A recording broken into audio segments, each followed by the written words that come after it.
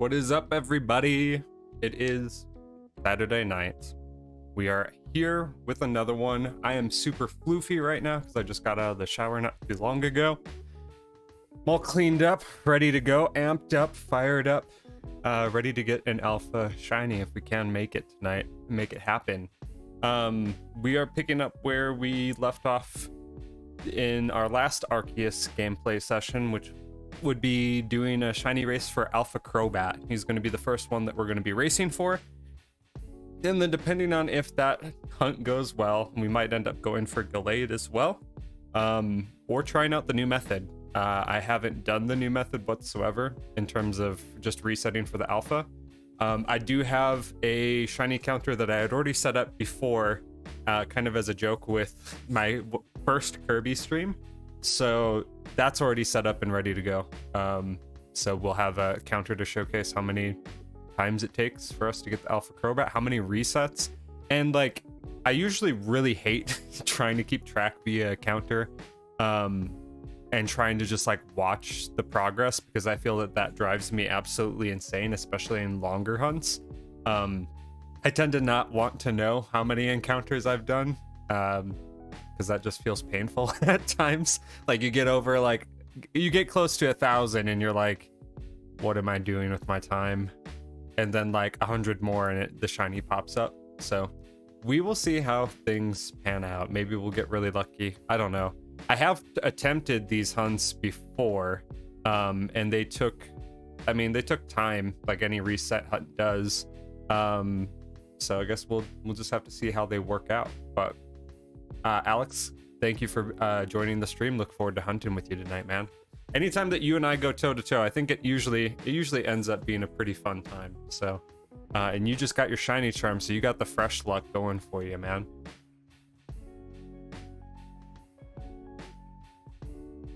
We'll give it like a little bit for everybody to get in here, and then we will get things started. Oh, and I guess I always forget my overlay.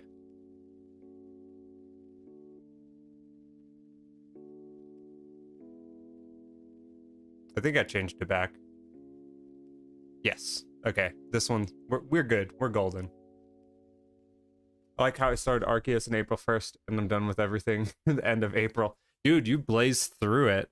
Yeah, I mean, like, these games, they don't take too much time to get through, but it does feel like an accomplishment to get the charm in the game, because I mean that was pretty monumental in other games, especially considering like Gen 6 and like Gen 7. Like that definitely took me way longer than a month.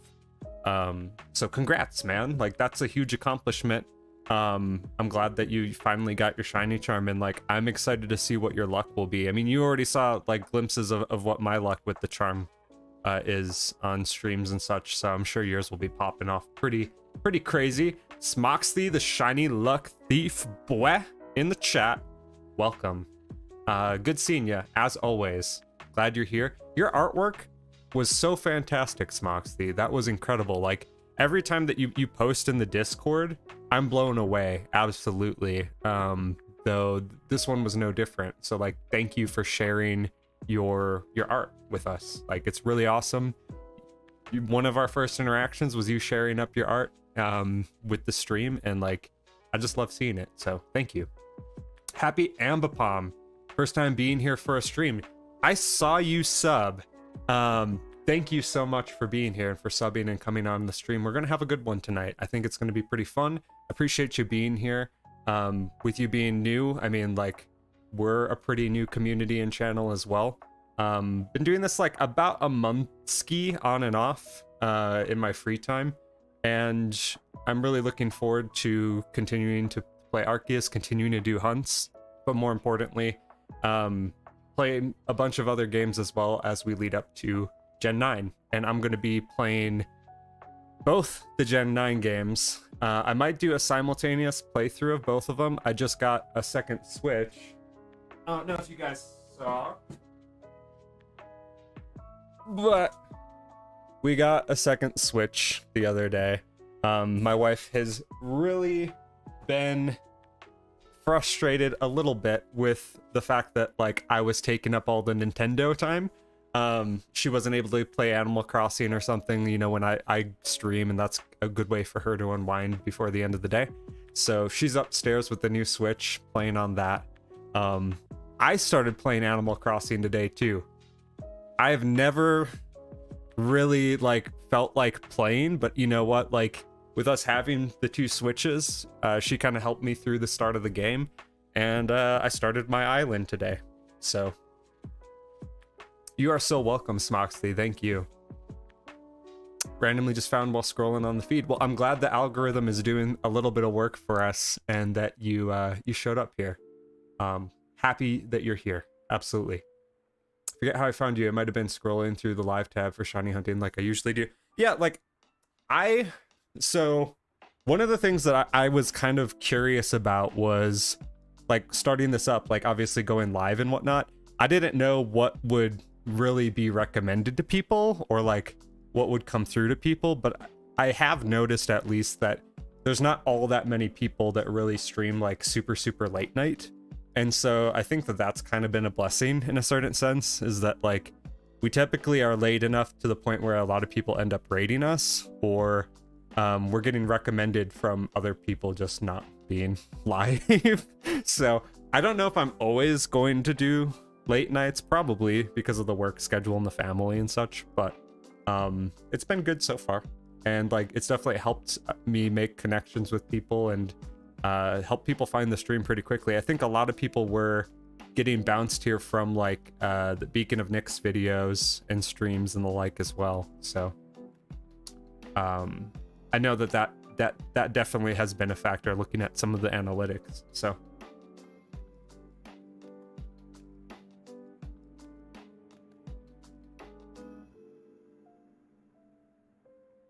but yeah, Animal Crossing. I haven't gotten far in Animal Crossing, mind you guys. But like I just got like I did my first Nook Ticket Island adventure type thing where you fly in the plane and go get resources and such. I'm like building a great wall of fish because I'm saving all of the fish for the museum, because I know that that's a thing, and I don't want to end up like having to go back and get like earlier fish whenever I get that. So I've just been stacking them in a huge wall across the middle of the island. I might end up doing some Animal Crossing streams. I think it might be fun.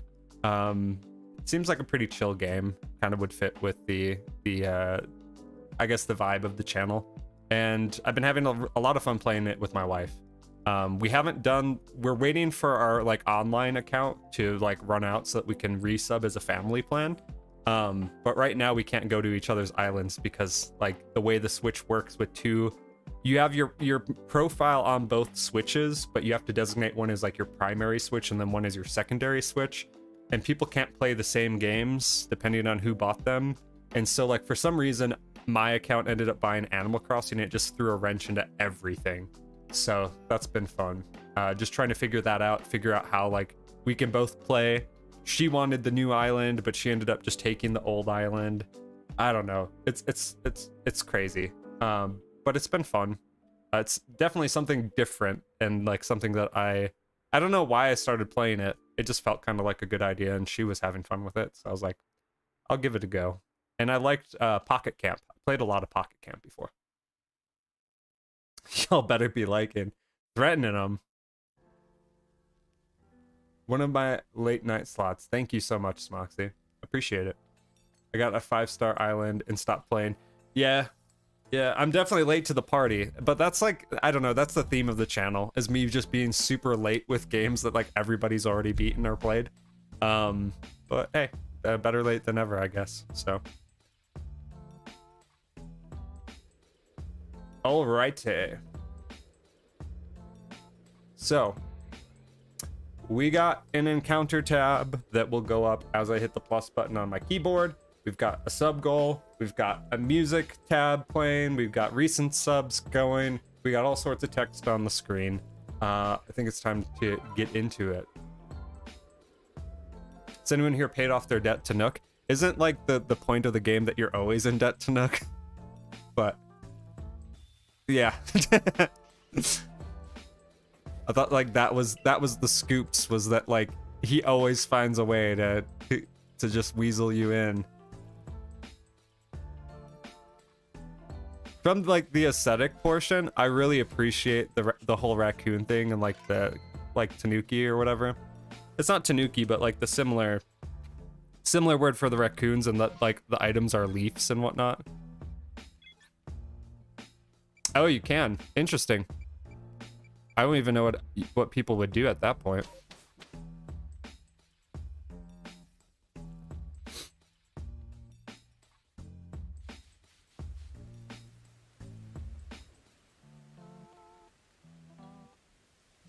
All right.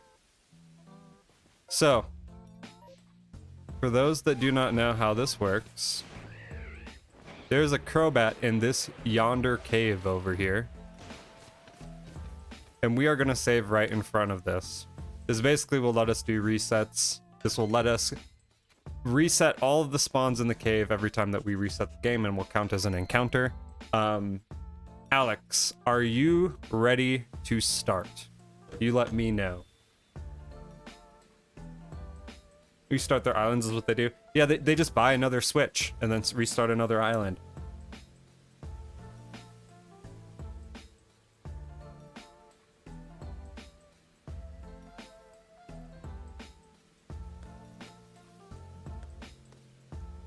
I did not get Gallade. I figure Crobat is easier to start with because you don't have to do the whole weird flying macro thing to try and get to the top of the temple, and that just like absolutely wrecked my hands last time. So I might end up just getting up there off stream in preparation for the next one after we get Crobat. But I figured we'd do Crobat first. I refuse to restart. Yeah, after doing it for so long, I would have a hard time like starting over from scratch as well. I was born ready. All right. First encounter going live now.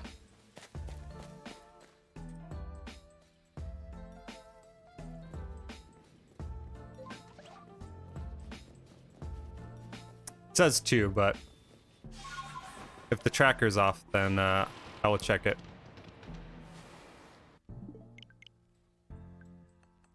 The race is on.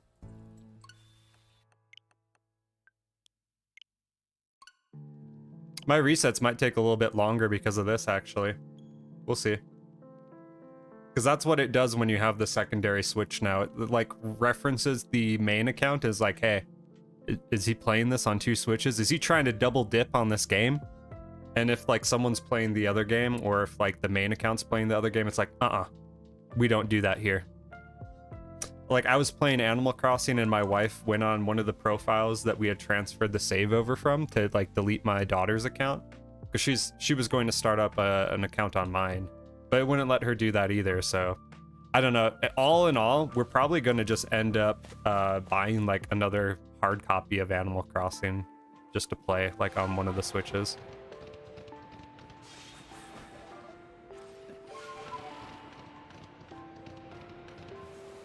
That's a 2. Let's see. Did it go up by 2? Okay, no, we're on 3. I just probably double clicked it is what went down.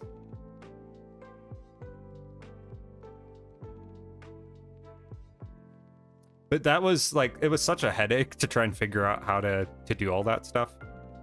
And it's like a really big headache in the sense that like we've bought a lot of our games digitally, but we've also bought a lot of games physically as well. And so it's like, which ones do we buy digitally on which account, on either my wife's account or my account? It's messy. Yojo, I do have plenty of shiny Hisuians, or I'm in the middle of doing a shiny race right now. But if you end up subbing to the channel, I'd be happy to give you one.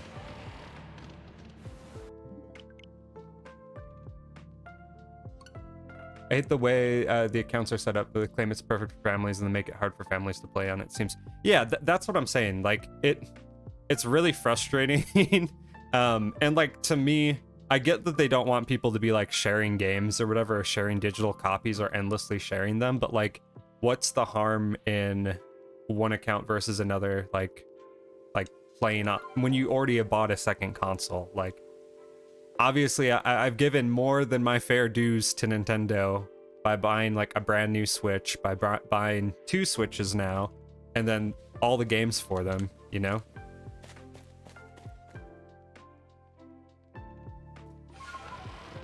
And then like it was really frustrating because I thought that my daughter would be able to start a new profile on my account on this Switch, but no, she could only start it on the one that like is the primary one apparently. So, and we didn't want the primary one to be the one that she could play on because the whole point of us buying a second Switch was so that Joe Harris sub, thank you so much, man. I will toss you a trade if you're here closer to the end of the stream, but you can pop in at any point when we're not doing an active race, and I will trade you a shiny Hisuian Zorua. Just hit me up, man. The whole premise was though that like the old Switch would be kind of the kid Switch and like a secondary one for me to stream with and like dual hunt with, and that the new one would be like the, I don't know, the grown-up Switch, you know?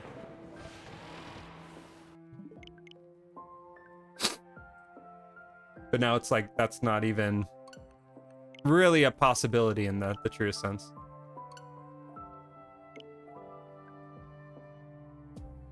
I don't know, maybe she'll be able to create another one, but it's just like the headache that it was to kind of get it all set up was like, we might as well just buy another copy if we're that committed to wanting that. Corporate greed, corporate greed. Can't get those Animal Crossing games anywhere else though, so.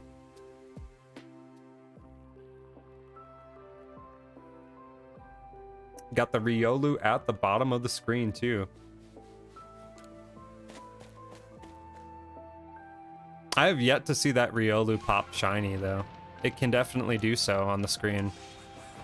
I think it's like a less than a 1% chance or something like that. What am I doing?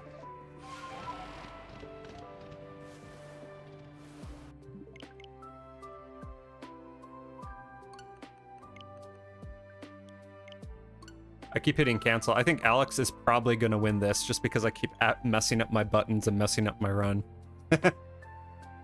We'll see though.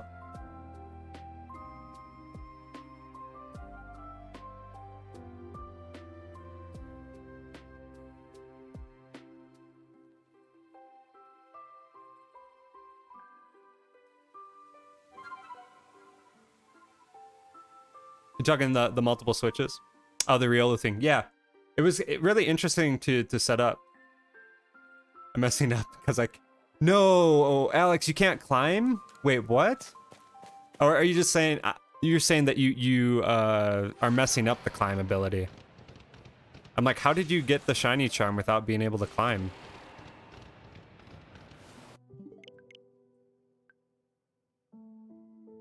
Got it. I was like, there's no way, dude. Just got a shiny Rowlet. Joe Harris is getting the stream luck early, dude. Congrats. That was one that took me so long to get. I'm so happy that hunt is over because, like, it took me from the start of the Daybreak update, probably like a month and a half to 2 months of actively hunting nothing. Well, not nothing but Rowlet, but mostly Rowlet predominantly. Only to not find it. And then I finally did find it and it ran away immediately. But I did have the save, thankfully. I was so scared. Like, I was like, this is going to be like the most brain dead fail of my shiny hunting career.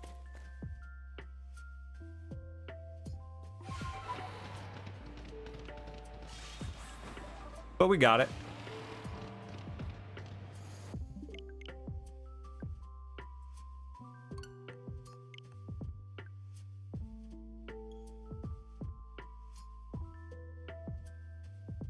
The Riolu sub thing was like super annoying to set up because for some reason it wasn't syncing with the actual sub notification. So I spent like an entire day on that thing, but I had to like pull the sprites. I had to pull the cry from like there's a database of all the samples and everything. Had to pull the Pokeball animation, and then setting up the odds though was pretty decent. I have no clue how many encounters it's going to take, Joe. I have no clue, man. I'm like, I was saying at the start of the stream, like, I prefer not to check encounters or track encounters because, like, they tend to drive me insane. And I just prefer to just like pretend like it's like I'm 100 in or something low. But like I've never kept track of encounters. This is probably like the first time that I've actually kept like a hard count.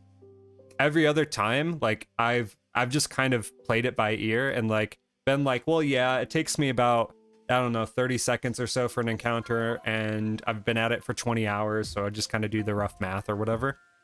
But I've never kept like a formal count, because when you start getting into the higher counts, it starts just driving me insane at that point.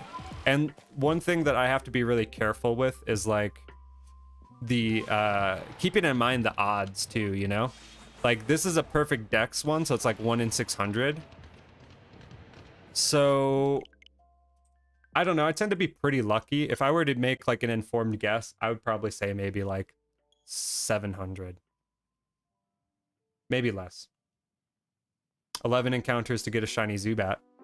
That's kind of the cool aspect as well, is that like everything in the cave does have a chance of rolling shiny, so we might find something else. There could be a Gibble or something in here. But I think like the odds of getting it, like if you calculate the raw numbers, you only have like you hit close to like an 80 percentile at double odds. So that's 1,200 encounters. I would have to do 1,200 encounters to have like roughly an 80% chance of seeing a shiny, but it's never guaranteed, you know?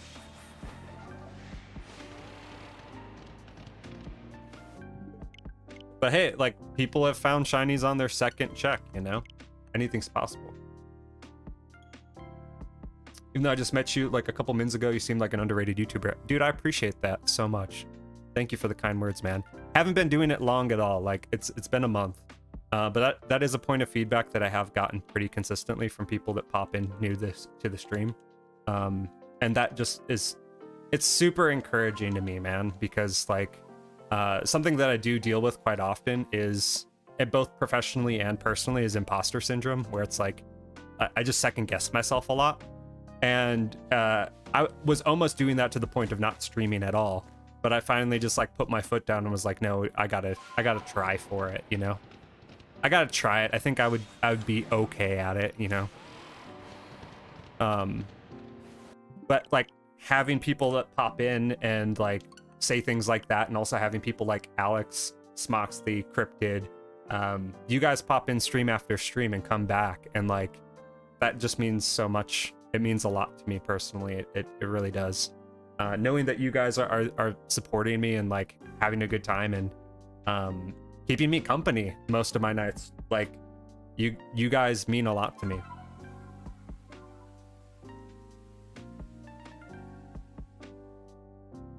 I know we'll definitely keep track of the phases, Alex, too.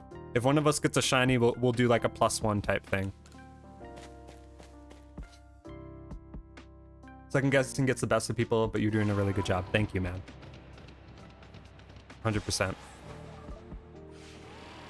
It's something that I've definitely dealt with like a lot. And like I did that in my job more than anything, where like I kind of was like holding myself back at work and whatnot, and just like, I don't know, just kind of second guessing like my my abilities and such. But then like I took a stab for things and kind of like dropped that noise for a bit, and it worked out really well. Like I ended up getting a better job and getting to move into a company that like reduced my stress and reduced my workload tremendously. And so that was kind of like the catalyst where I was like, okay, I probably should just start doing all the other things and stop listening to the apprehension and whatnot. But like it definitely has gotten the better of me at certain points, and I still have to deal with some aspects of that where it's like, you know, the thoughts creep back. It's a work in progress. Another thing, Joe, that I don't think I mentioned, but is part of our overall goal and progress on the channel, is that once we hit 151 subs, I will be doing a full playthrough of all the Gen 1 games simultaneously. So we're going to have Pokemon Yellow, Fire Red, and then Let's Go Eevee. We're going to be playing all of them on one screen simultaneously as kind of a tribute to Johto. and the fact that we managed to get 151 people and complete the first stage of the sub Pokédex. So that's something that I'm really looking forward to doing as well. I think that's going to be really fun, and I've been having a lot of fun going back to my like original roots of gaming, I guess. And the first Pokemon game is definitely one of those. I think it's going to be fun, man. And like, one of the things that I'm really looking forward to seeing is just like how the games like hold up to each other, you know? Like how much of that pure Kanto influence is in Let's Go Eevee, and like, I don't know, kind of vice versa, like how much of the experience really holds up from a nostalgia basis, and being able to see all of them going through the same place, like going through Mount Moon together, going through the Rock Tunnel, tackling the Elite Four together. I think that's going to be kind of fun. And then, of course, too, chat's going to be able to control the teams to a certain degree. There are going to be, like, certain Pokemon that I'm probably going to have to get, like, for the first gym in Yellow. We're going to have to get a Nidoran. Though that would probably be one of my picks that I would advocate for either way. Only because I think Nido King is, like, a really useful Gen 1 Pokemon with its moveset.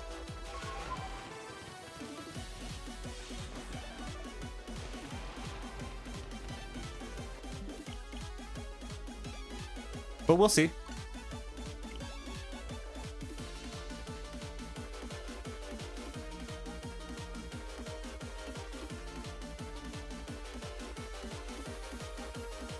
I figure we'll do the same as we move onwards and upwards. So we'll do the same for Gen 2 when we hit 251. Same for all the Sinnoh games. So we do like, I don't know, like Ruby Sapphire, and then like Omega Ruby and Alpha Sapphire as well. We'll just go through the gens as we go through the sub goals.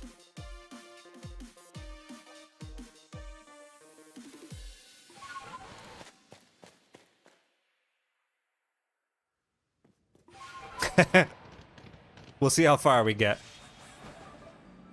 I'd be just happy with a solid, good group of people. That's really what it comes down to. But I haven't seen anything like that before, so I thought it'd be a fun idea. We'll see how far we can take it. The interesting part is going to be like jumping between the games, right? Because I'll have like a USB NES controller set up to control the Game Boy titles via USB, but then I'll be using like a single Joy-Con or my Pokeball Plus for Let's Go. So it's going to be kind of just like a little bit of bouncing back and forth to ensure that they're all current and whatnot, but I think it's going to be fun. If we have to go route by route, we'll go route by route, but we will clear all three games.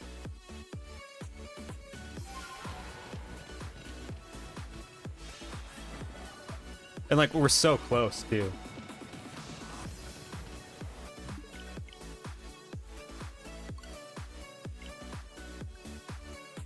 Starting to find my groove with the encounters a little bit. But the Elite Four at the same time on each game. Yeah, no, it will all be simultaneous for the big battles for sure. The only part that I'm concerned about is going through the routes. Because like, I don't think simultaneous inputs for Pokemon Yellow and Fire Red are going to work. Just because like I'm sure that the tiles are different despite them being extremely similar. If it was like red and blue, that would work, but I wanted it to be like have like an iteration of all of the remakes in it, you know? And it just so happens that Gen 1 has 3 remakes. Like the other ones aren't going to be like that. Like, you know, when we get to Gen 2, it's just going to be basically Crystal and like Heart Gold and Soul Silver. So it'll be a little bit easier to manage in that regard. But when I was doing tests, because I set up some test playthroughs where I was just doing that in my free time, and something that I had to be very careful about was like clicking into the Yellow and the Fire Red tabs just to make sure that I was inputting into the correct game. And that might be a little dicey to control when we got managing chat and then playing 3 games at the same time, but hey, I'm up for a challenge. It'll be entertaining to say the least, which is the goal, right? But yeah, like gym battles, even like the trainer battles, like I will wait. I'll make it a point to like get through to the battle before like fighting or making any combat actions, and then we'll go through and choose. The team comp is what I'm really interested in, though. What type of teams we're going to have per game, if like chat decides to mirror them, or if chat's like, no, Fire Red, we need this compared to this. Because I already know what I would choose for the most part. Like, I would definitely choose Nidoking. Starter, I would choose Bulbasaur. So I don't know if chat's going to agree with that at all. And obviously in yellow, you've got Pikachu, so you already have one slot filled. I don't think I would really take anything from Viridian, though. Definitely would take an Abra.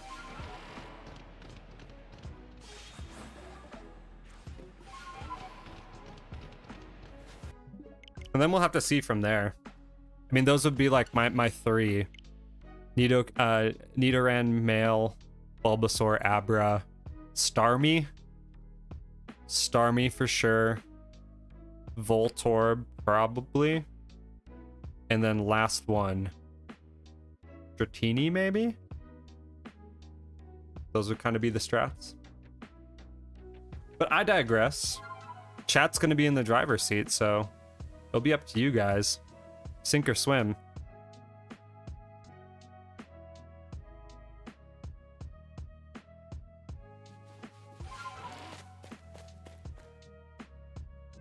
We're definitely not going to go with like 6 Caterpies or something whack like that. Dude, definitely go for an Alpha Arcanine. That's one that I've been wanting to get a permutation for so badly. But I haven't set up the perfect dex in it. And I tend to want to do that before I alpha hunt anything. Just to get the best odds, but Torterra is like the next hunt after Gallade. So we shall see.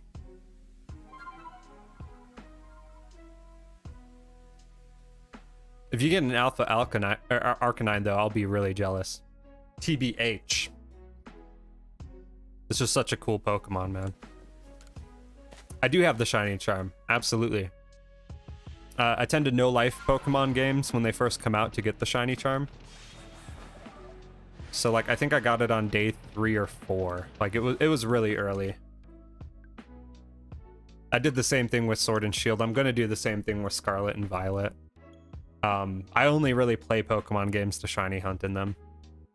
So this one was like the ultimate treat for me because it had the overworld shinies. I felt the same way about Let's Go too. Having the shinies in the overworld made like the biggest difference for me. Like I played Let's Go arguably more than Sword and Shield. I have more game time in Sword and Shield logged, but for a lot of that it was me like auto hatching eggs and such while I wasn't playing the game. So I don't know what the real accurate count on that is. But we'll definitely be going hard in Violet.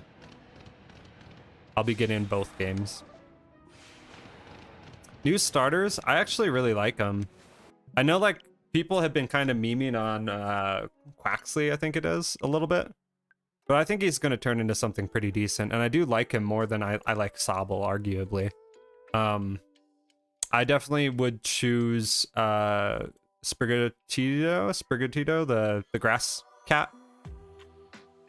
That's going to be my starter. But I'm going to be playing on both games, so I'll probably go Sprig and then Fuecoco.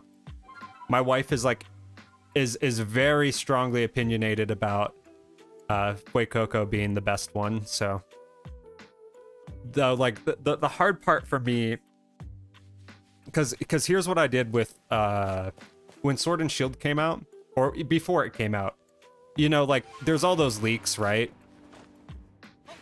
Everything was leaking. They had like all of the shiny forms leaked like weeks before the game came out. They had all the evolution forms leaked. Like I saw everything, right? So there wasn't really much of surprise to me. It was more so just a matter of like getting them. And I kind of felt like my experience was a little bit lessened as a result of that. I would really like to try and play these games completely blind.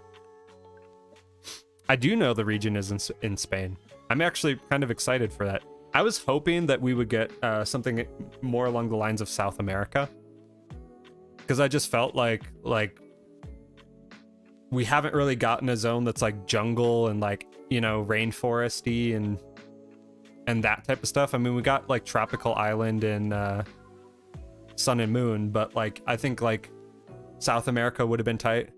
I just like, I feel that like a lot of times like they already did France, they did Europe, so they're like kind of hovering around Europe for the most part, and I would have liked to see them break out of that. But I still think it's a good setting, you know? There might be Kalos Pokemon in Scarlet or Violet. That would make sense. Because, I mean, it's like, it's France, right? So you'd think that there'd be a little bit more crossover or influence in region.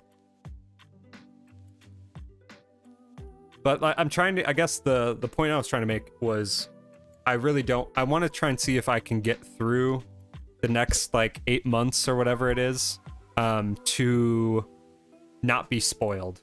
I would love for my first experience with the starter evolutions to be on stream. I don't know if that's actually going to be possible with me being online though. Like, I think one of the benefits is I don't really use social media in a traditional sense. Like, I'm not always scrolling on Instagram or anything. So if I really put my mind to it, I could probably be all right with it. There was like a 6-year period where I didn't even touch Facebook until like recently. And the only reason I did Facebook again was so that I could activate an account for the stream.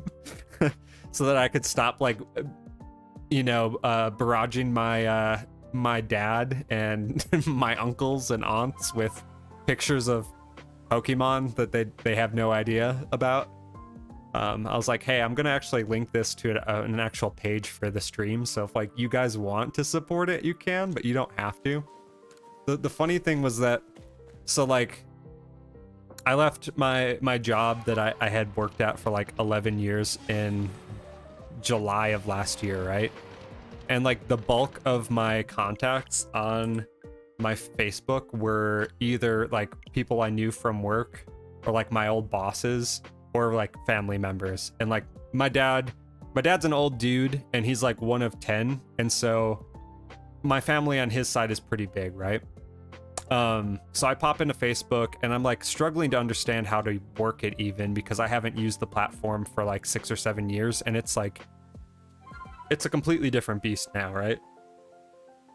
And so I get in there, I set up the page, and then it's like, hey, do you want to invite friends to this? I'm like, sure, why not? Get the word out, let people know that this is where I'm going to be doing things on Facebook, I guess. And so I just sent like a mass invite to everybody, and like I totally like invited just like a bunch of like a bunch of like distant family members on my dad's side and like old bosses of mine. And I'm like, they probably think that I'm just like streaming Pokemon as a job now or something weird, and they're like, what is this? Like they'll get the notification and just be like, what is Luke doing now? But yeah, it was fine. It was okay.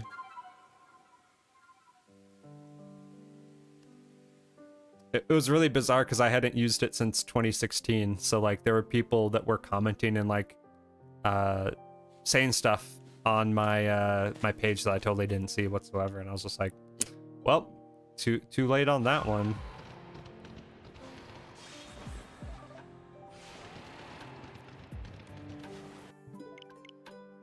Gen 9 should be pretty tight though. I'm really curious as to like they advertise it as open world, right? But I'm like really curious as to like if it's just all the zones are like the wild and that's what they're considering open world. Like how far does that actually hold up in terms of the definition of open world? I'm not expecting like The Witcher 3 open world from Pokemon, you know? but we shall see. I think it'll be fun. I still had a blast in Sword and Shield. Like, I took off a long weekend and did nothing but play it. Like, that's all I did. And I'm gonna do the same thing again. I don't know when I'm waiting to hear for when the game actually is like set to come out though. Any new features you hope they add into Scarlet and Violet? Yes. I actually talked about this a lot yesterday, but I would really like to see them break from the traditional mold of battling and having like battling be tied to the game. I would much rather them have like a more freeform, almost like stadium approach to like rented teams and pre-configured Pokemon to be able to build your team with for competitive battling. I get the point of like wanting to raise your own Pokemon and battle with them, but like I think that kind of creates a barrier to entry as opposed to having Pokemon that are already just optimized with like EV and IVs if they continue EV and IVs. I would really hope that they don't continue EV and IVs. I would much prefer that they adopt the EV system that they introduced in Legends Arceus, because again, as someone who hasn't done competitive battling before in the past, the big barrier to entry for me is that I have to IV train and EV train my Pokemon and spend a whole lot of time doing those mundane tasks, or the other option is that I just hack them, right? Like, and so if they just had it pre-built or pre-configured similar to like, and I don't expect them to go fully like Pokemon Showdown, right? But like if they had more design elements that are influenced from the competitive scene from Showdown into the main series game, I think the competitive community would benefit from it. I feel bad like kind of speaking out about that because again, I'm not a competitive battler, but one thing that I've wanted to do and kind of have like shied away from in the last like 2-3 games has been a desire to delve into competitive battling, but simultaneously feeling like I have no ideas as to where to begin, and that there were so many other tasks that I would have to do that would take away from my enjoyment of the game and just me having fun with it, that like I didn't want to do it. So I just hope that they do something in that regard to make it a little bit easier to dive into and just more fun.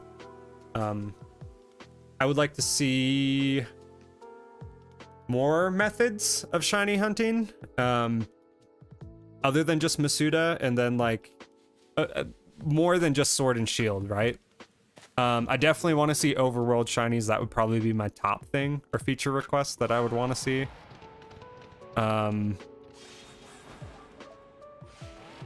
Yeah, and just, I guess, more quality of life improvements. In the sense of, like, they made a lot of really good quality of life improvements from Sword and Shield, where, like, I loved that you could access your box from anywhere. I loved that it was, like, the first title that you could heal your Pokemon out in the wild by using the camp. Like, I liked the camp feature. I thought that was cool. And it definitely was more... It was more steps forward for Pokemon and me, right? From like where you could like just pet them and feed them berries or whatever. Camp was definitely like a step in the right direction, so I'm hoping they continue to do stuff like that. Having Pokemon out in the wild with you would be really tight. I think that's something that they haven't, I mean, really done since they re-released BDSP. And like that was kind of a cool feature of Let's Go, was like you would take out Starmie and you'd be riding Starmie, right? You'd take out Voltorb, it'd be rolling along with you. Like those small things that influence or make the Pokemon feel more alive, right? I think that they really need to focus on making the Pokemon feel unique and alive, and your interactions with them something that would parody your interactions with a Pokemon that you care about and have raised, like in the series, right?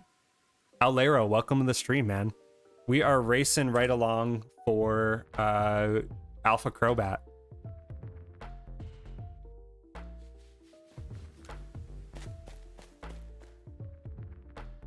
I don't know, I guess that's a kind of a broad summary of everything that I hope is in the game. But I don't know, we'll see. I felt like despite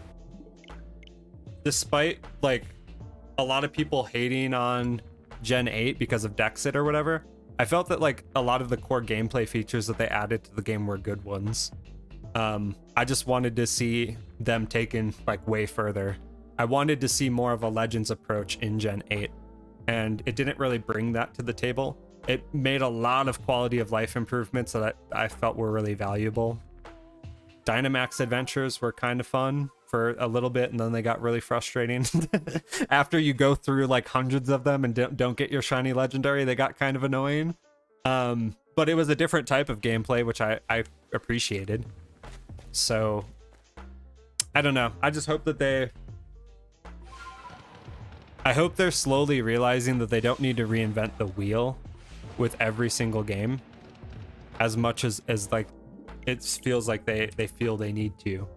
Because I feel like and this isn't just a Pokemon thing. I think this is just a game design thing in general, where a lot of times it feels like development teams have to bring like something super flashy and super new and super gimmicky and super like power creepy to the game, where like Mega Evolutions are a good example of that. So we went from Mega Evolutions, then we've got Dynamaxing now, and it's like then you've got Gigantamaxing, and then you've got like, I don't know, you've got all these feature sets that are just stacked on top of each other. Z moves, right? It was Mega in Gen 6, then it was Z moves in Gen 7, and then you had like the Primal and Origin forms in Omega Ruby Alpha Sapphire, and then you have Dynamaxing and you have Gigantamaxing in Gen 8, and it's like, do we need another thing like that? Like, I thought like, and I even liked Dynamaxing and Gigantamaxing, just because I thought like gigantic Pokemon are awesome in that sense. Like, I bought into it a little bit, but when you add all these compounding systems or replace the prior system, like, it doesn't really feel good. And I think it ends up burning people out in the long term, especially people that are into competitive battling. Like, I think they view it as more of like, well, it adds spice and it adds variety, but like, I don't think that people really want that. I could be wrong. I know people want megas back in the game, or if they do want that, I think it would be, and again, I guess I'm speaking for the competitive scene that I'm not even a part of. I would think that they would want all of those things combined, you know? Like, they would want to be able to have one Dynamax and one Gigantamax or whatever Mon. They would want to have one Megamon, and they'd want to have one Z-Power Mon. So, yeah, I don't know. Safari, welcome to the stream. Thank you so much for being here. If this is your first time here, I appreciate you. I hope that you're having a great night. Joe, sounds good, man. And I hope that you have some luck. Pop back in. We will definitely be going for a few hours. I tend to try and keep my streams to about 3 hours-ish lately. So if you pop back in anytime from here to then and get a shiny, let me know. Best of luck, man. And thank you for popping in.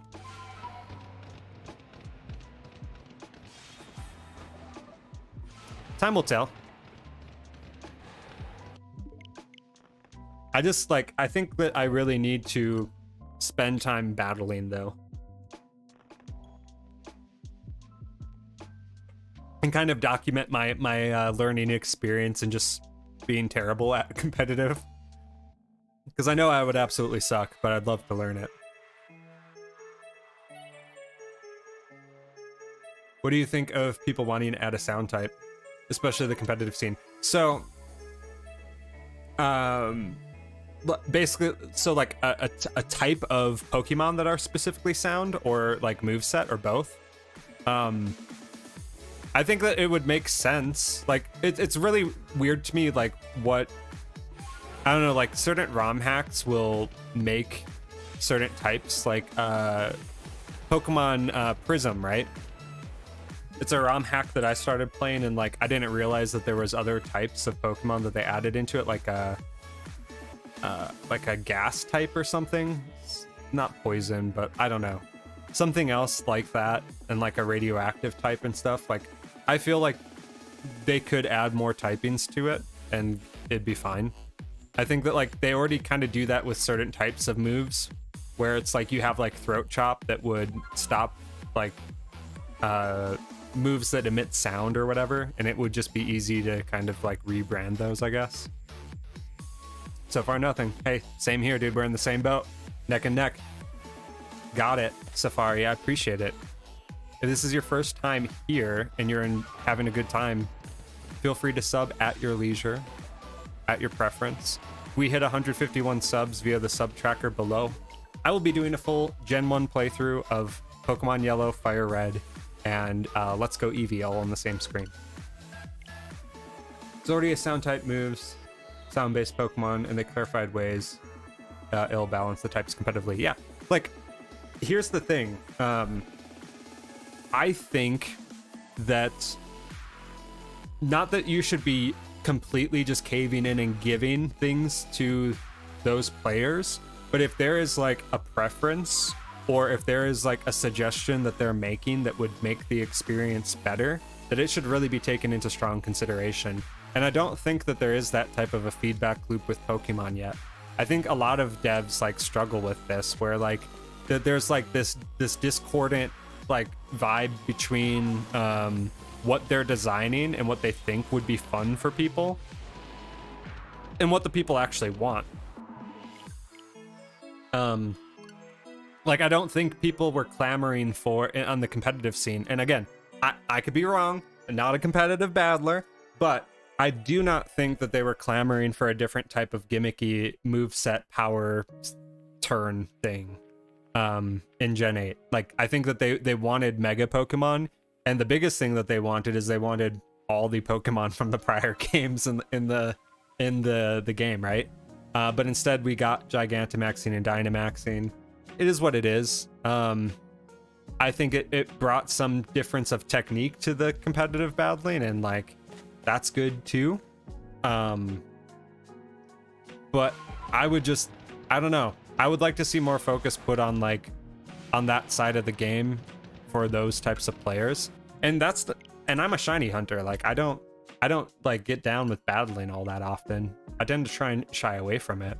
But I just think that would be like a good step forward, is for there to be more goodwill between like Pokemon fans and fans of the games and Game Freak as a whole. And like for a long time, I recall Masuda having just like a really opposing viewpoint of what the games should be. And like him saying like, oh, we'll never do an open world Pokemon game, and like comments to that effect, right? And like, but then next gen we're getting an open world Pokemon game, right? Because players were persistent enough. So I think it goes both ways. Like players have to be persistent about the feature sets that they really want in the games and vocal about it, and the development team has to actually really listen to retain those players. The difficulty with Pokemon is that like a lot of times the games sell well regardless of that, so I think it's easy to discount the feedback of the player base. A new type would be really cool though. And to Olero's point, I really like when old, less viable Pokemon get new Evos. I love that too. Absolutely love it. And there are so many Pokemon that have like second stage evolutions that don't have that third stage that could use that, right? Like even like Pokemon that don't evolve whatsoever. And granted, I'm not of the opinion that like every single Pokemon that doesn't evolve should have an evolution. Like, I don't think Tauros really needs to evolve, though I would absolutely love different forms of Tauros. I do think, like, Dunsparce should have a second evolution. I do think that, like, I mean, Stantler getting an evolution was hype. Love Disc getting, like, an evolution would be hype. Honestly, when I saw Dynamax, my first thought was, aren't these already Mega Evolutions? That's what I'm talking about. Like, when your first reaction to a new feature set is like, didn't we already do this? Or is this just like a slight twist on what we've already done? Why are we doing that? You know? And like with Z power moves, like, I don't know. I think it just started adding, like, when you add systems like that, the one thing that they're really good for is marketing. They're really good for making a game distinct and trying to make it unique, and like marketing where you'd see the power hitting or whatever, and you'd be like, oh man, what was that? Oh, that's so crazy. That looks so cool. All the particle effects are going nuts, right? But like, does it add fun? Does it make battling more fun? Yes or no? And if the answer is no, or like not an easy yes, then like I think that we should question why it's there. And I don't feel that like I had more fun with Z power moves. Dynamaxing was probably fun like the first few times that you did it, right? And Gigantamaxing was kind of cool, but like Gigantamaxing was just mega evolutions, but like they were big. And the kind of the ironic part was they were big, but they didn't really do anything, you know? Like, they just got big and stood behind you, right? And it evoked Godzilla versus, you know, Mothra vibes. But, like, in Godzilla versus Mothra, you would see them kind of, like, clashing and, like, I don't know, locking arms and stuff. And I don't expect that out of Pokemon to a certain degree, but you'd think they would do more than just stand behind you and then shoot butterflies at each other. I don't know. If you're going like, oh, this Pokemon's 2 stories, like I want to see stuff getting messed up, you know? Alomola should have been Love Disc 2. Yes. Complete agree. Big agree. And like they have, it's weird. They have opportunities like that, and it's like, why? Just why? But yeah, that would have been a perfect evolution. Absolutely. I haven't even thought of that really. But I mean, they have like that same side profile. They're both pink. They're both fish. They're both water types. Would have been a good option for sure. Stuff like that though. I just think that like, and like I've already ranted about World of Warcraft recently, right? In the last stream, I was talking about that quite a bit. I just think that like a lot of games as a whole have an opportunity to try and simplify their gameplay loop. Instead of like dumping systems and systems and systems on things, like what is it that people actually really enjoy, and what can we do to respect those things but still make them fresh, I guess. It'd be hype for sound even casually. There's so many clear sound Pokemon, and there's a ground rock split that's kind of invalidates it's unnecessary argument. Yeah, like there's so many, the whole ground rock thing, like that. Yeah, exactly. Like they've done things in the past that just don't make sense, and with the original typings. But outside of that, like evolutions need to happen. We need more evolutions. I don't know. I think that there should be a balance of fan service, a balance of like the things that would bring people into the series, right, and be super hype. I think that having a new evolution that you can advertise would be one of those, like, you know, one of those marketing casual type things that would bring people in. And then if they made like the competitive battling just really feel good, that would satisfy other people. Or if they even just were like, you know what, we're gonna do the competitive battling separately and it's gonna link together or something, like that would be fine too. I don't know. Evolutions though, for sure.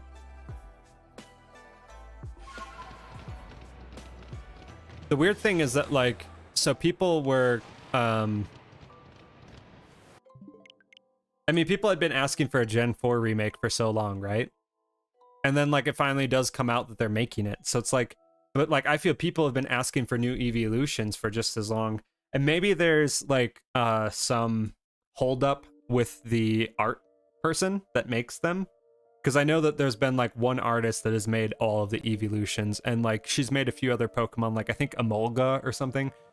Or no, not Emolga, Minccino. The artist that made Eevee also made Minccino and whatever its evolution is, Cincino something, whatever it is, right? But she's like made select Pokemon, and maybe there's some difficulty in getting her to make new ones or something. Or maybe I don't know. But like there's enough other artists, I think, that maybe, I don't know, that's just speculation, but you know what I mean. I would think that there would be enough people out there that could make a convincing evolution from all the fakes that would spur them to want to include something like that in the game. Because that, dude, a new evolution would sell more copies than probably anything else.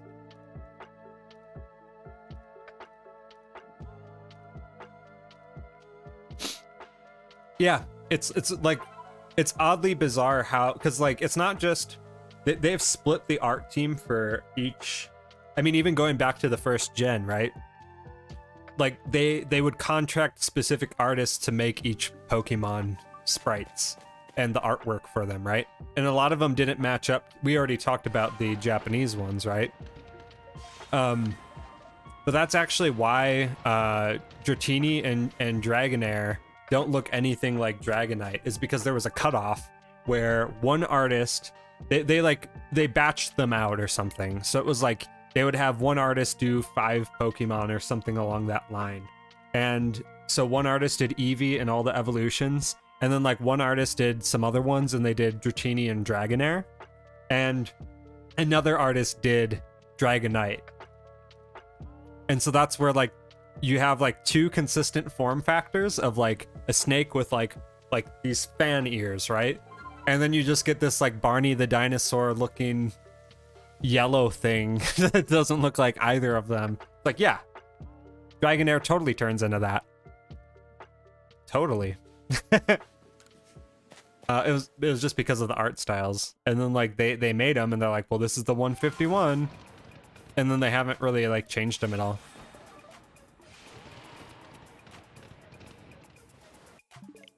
That would be big hype though too, like a regional Dratini. Yo, imagine a regional Dratini that doesn't evolve into a Dragonite. Where like the Dragonair actually turns into something that looks more like a Dragonair than a Dragonite.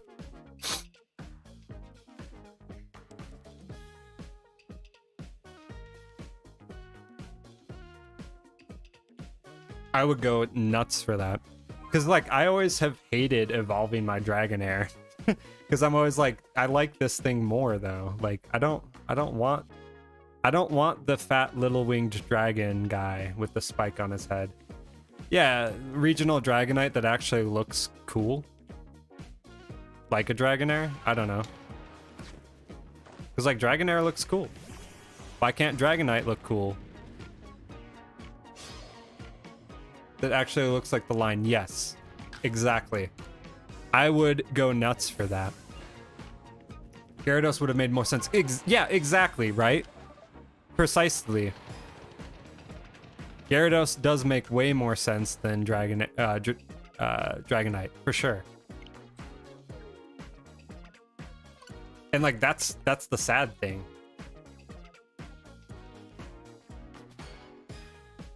I don't know, but like imagine like a Dragonair with like Crobat's wings or something crazy.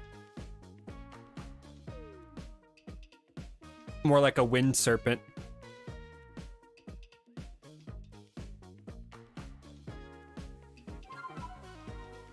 It's like worm, bigger worm, flying worm.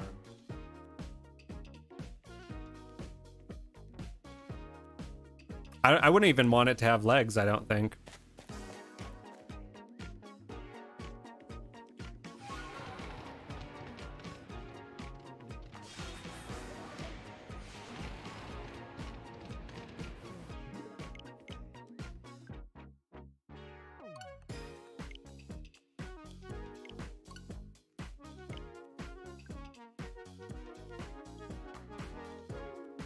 I would just want it to be like cool looking, you know?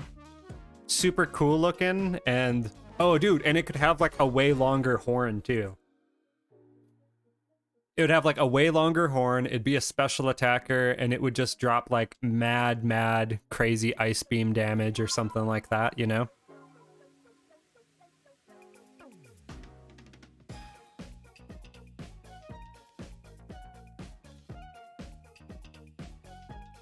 Maybe a little beefier. So it's not like super slim, but it's still like elegant looking.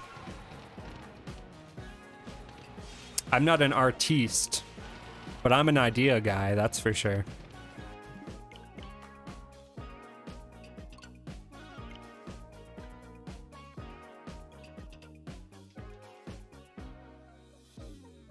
But that type of thing gets me more excited than like, oh, a new Pokemon, you know? As much as like I have enjoyed the new Pokemon that they made too.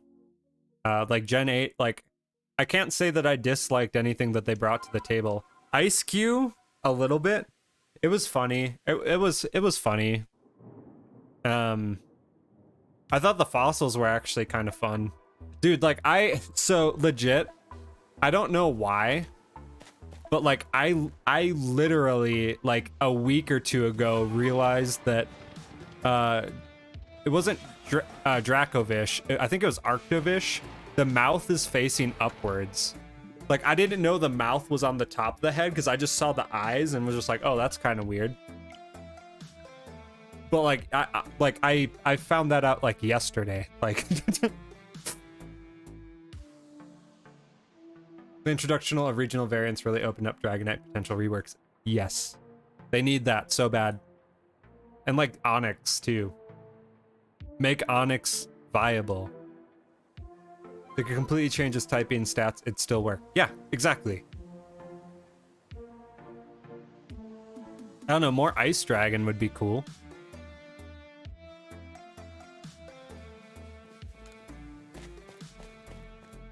Cause like what we got Kyurem?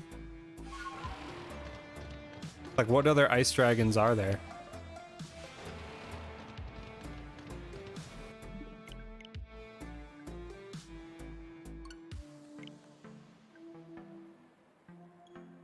Champion Cynthia, I bless you with my presence. Thank you. We're not hunting Garchomp, but I'll take it.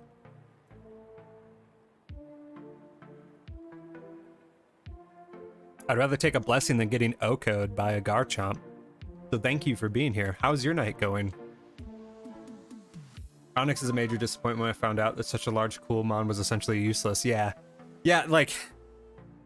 one of the things that I love seeing, I don't love it, but I love seeing it, is you read the Dex entry. And it's like, Onyx is a Pokemon that can go up to speeds of 85 miles per hour when it buries underground. And then you look at its speed stat, and it's literally got like the worst speed in the game, you know? And then you look at its attack stat, and you're like, how could this giant hour of a Pokemon not do any damage when it hits things? My day is going quite fine. You? I'm doing fantastic. We're just hanging out, vibing. We're doing a race with some of our viewers, as you may have found from the title, for Alpha Crobat. So we just hit 60 encounters. We're just blazing through the encounters, having a good time talking about our expectations for Gen 9. Completely off topic, but when you do permutations for a 10 spawn, what permutation does it actually shine around? It can shine anywhere, Fisher. I've had some that were it shined on the 4th one. I've had some that took like 40 plus to shine, so that's, it can shine anywhere in that list. I keep feeling like I'm not actually hitting the encounter button because I'm like talking and getting animated about Pokemon. So we might be a few encounters off, but that's fine. But yeah, Onyx, we need the Crystal Onyx in a game. We need a Crystal Onyx that can do some damage. I want Onyx to be like an actual threat when you throw it out, and like to not just get OHKO'd by water and grass Pokemon. That's what I want. I don't even really like Onyx that much as a Pokemon. I just feel bad for it, you know? It's just one of those things where it's like they hype it up in the anime and in the deck so much. And like the fight with Ash and Onyx was like, you know, I don't know, it was a pretty iconic fight in Indigo League. It was one of the biggest first hurdles that he had to overcome. And then like Onyx in the game, it's like, you're never gonna use this Pokemon. And if you do, you're just evolving it into a Steelix and being thankful that you no longer have to deal with Onyx.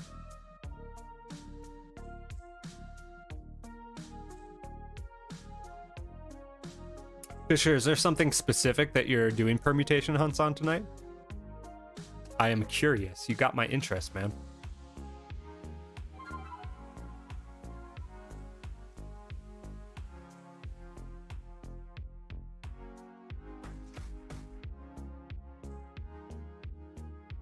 I don't know. I think that it's fun to talk about what can be potentially out there, though, or what might happen. Again, I'm going to do everything in my power to stay spoiler-free for Gen 9. We'll see how that plays out in actuality. But I'm going to do my darndest. I remember looking at a pic of it pulling a rope with weak mons and the response saying it couldn't lift itself out of a wet paper bag. No, it definitely could not. Just caught an entire Haunter outbreak in less than 50 seconds. Like, that's pretty impressive, Cynthia. Absolutely. Like, I like when you're going through the outbreak so quick that, like, the Pokemon are delayed spawning in. Like, the game can't keep up with you. It just feels good when you're rocking it that hard, for sure. Onyx, yeah, Onyx, though, like, absolutely wet paper bag. Wet napkin, dude.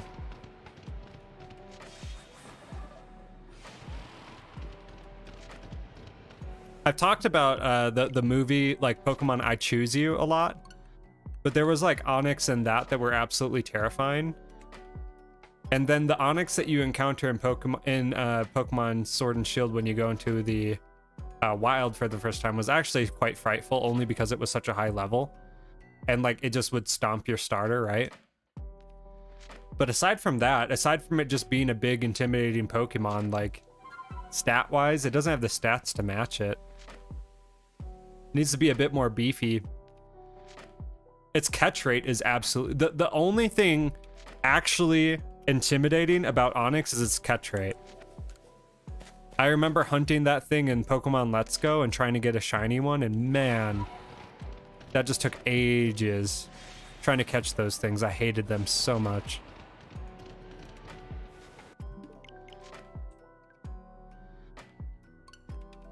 It's like the only way that you can actually do that, like, is to bust out the second Joy-Con and fake play as the helper trainer and, like, double throw the balls so that you get the combined bonus. 25 on Alpha Duat right now. Knew I should have perfected his decks. Yeah. I tried to perfect those early because I knew that at the time I would be doing space-time distortions for them and that would be a grind. But I was going to be committed to the grind. Like, I had it already planned out that if I was, and I still probably will end up doing this in the future. But my goal was to basically pair, like, a space-time distortion hunt with, like, a reset hunt or something. So, like, I would have one switch going on the side of the screen, waiting for the alpha distortion or the space-time distortion, and then I'd be doing something else, like, I don't know, something fun. I'd be either resetting on the second switch, or I'd be doing, like, I don't know, Mario Kart or something else, you know? Something different, a playthrough of some sort.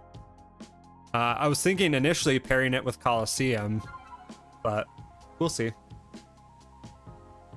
Normal night of buying 999 Ultra Balls and then tackling massive masses for some shinies. Hey, that's what we do here as well. It is the pastime of Arceus. That's what you gotta do. You gotta pay those fees, right? Gotta spend money to make shinies.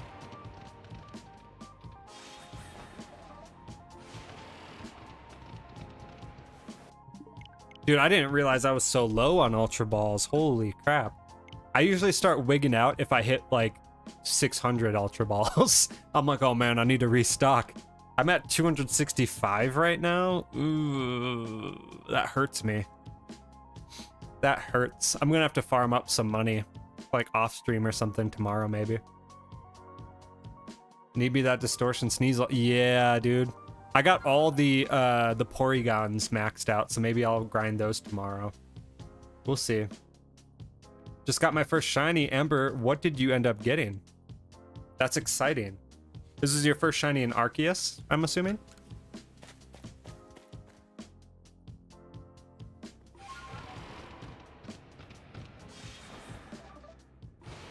I just totally realized I probably like spaced the encounters. I think we're here. One away from the number.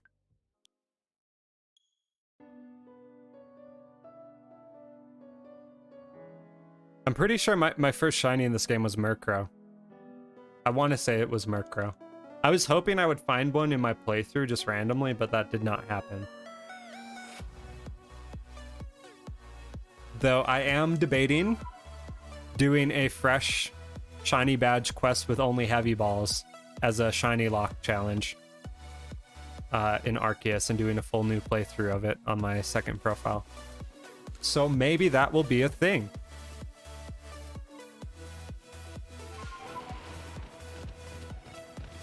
Especially if I want to drive myself crazy.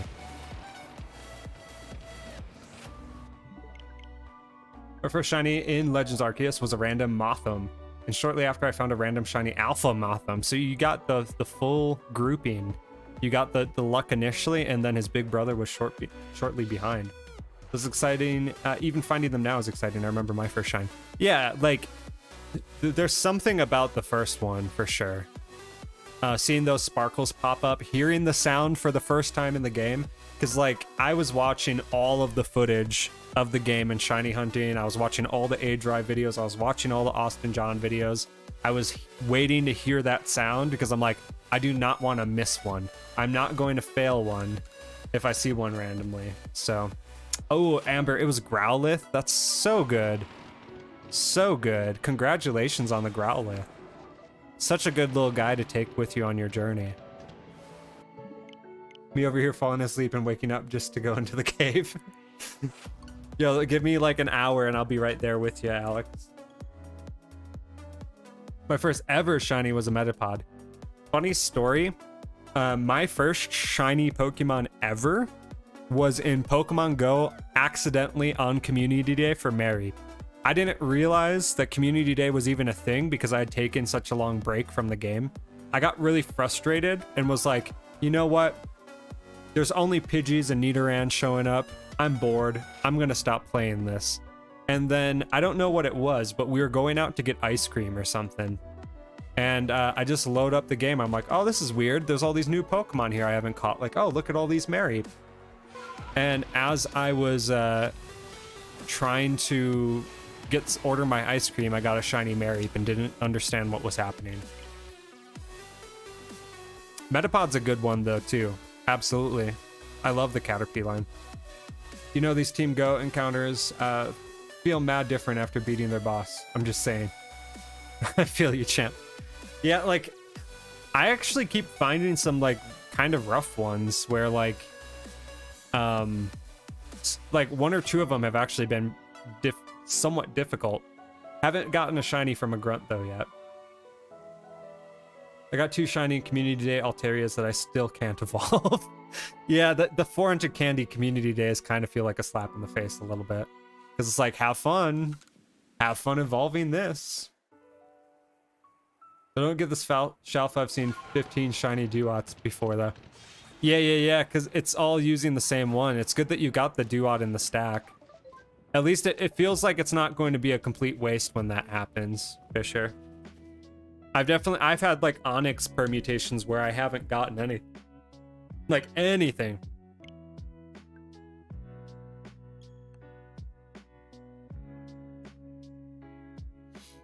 Yeah, Mareep was the first one that I ever got, and then the only other shiny that I even knew of was my little brother got a shiny Zubat in Pokemon Pearl, and he ended up transferring it up through all the games with him. And like he told me about shinies and whatnot, and I didn't understand it at all, and I was like, that doesn't sound like something that I want to spend my time doing.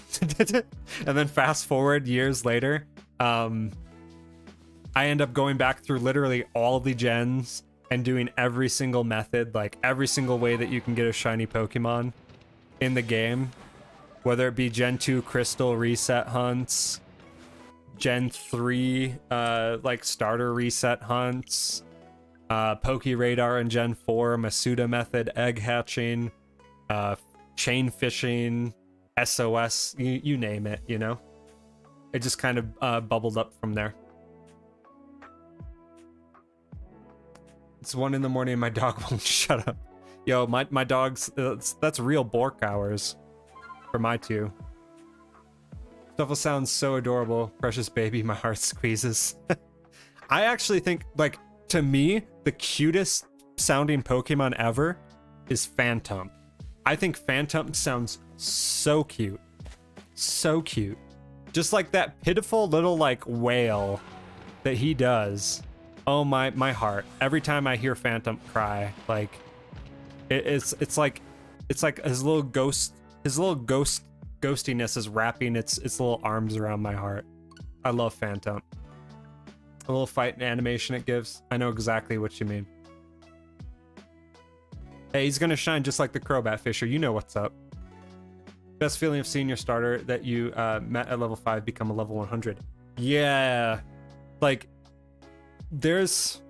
I can't even recall outside of like modern titles, like if I even spent any time grinding my Pokemon up to 100.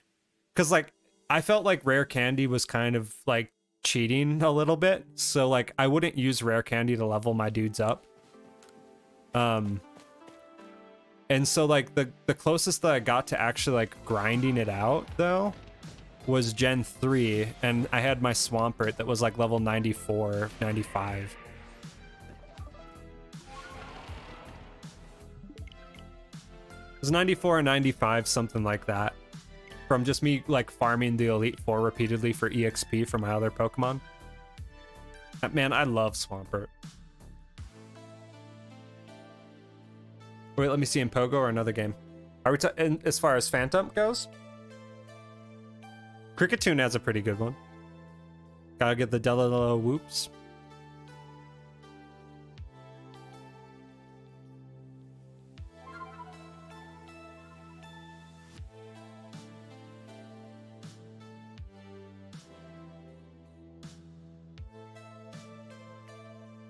Phantom literally in anyone. Yeah, it's like it's like this weird howl that it does. But I don't know, I love it. I think it's adorable.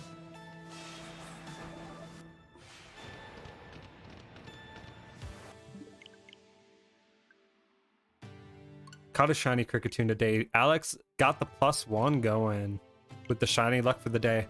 I did like 2 outbreaks today before the stream because I was playing Animal Crossing all day. And I didn't get anything. It was a Zoroark outbreak, and then I did a mass outbreak and checked a few Growlithe spawns, and that was it. Cricketune does have an awesome cry. I think that's like it's one of the most, probably one of the most iconic cries out there for sure, and one of the most musical, definitely. Definitely. And it makes sense with it being like a music Pokemon, you know? It's gotta sound good.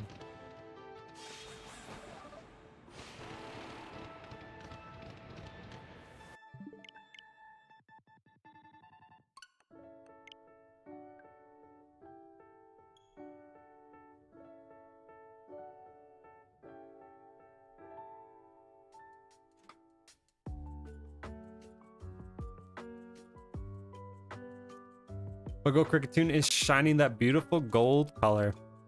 Well, it's a clean looking shiny. Absolutely. The way it's got like the green and not the green, the charcoal and the gold. It looks good.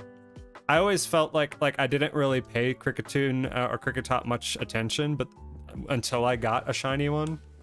And then I was like, okay, this Pokemon looks really, really clean. This looks good. Sound bug. We were talking about those sound types earlier. Cricketune would definitely be one. Cricketune was my first shiny. So like, are we talking in what game, Fisher? Are we talking like in OG Gen 4?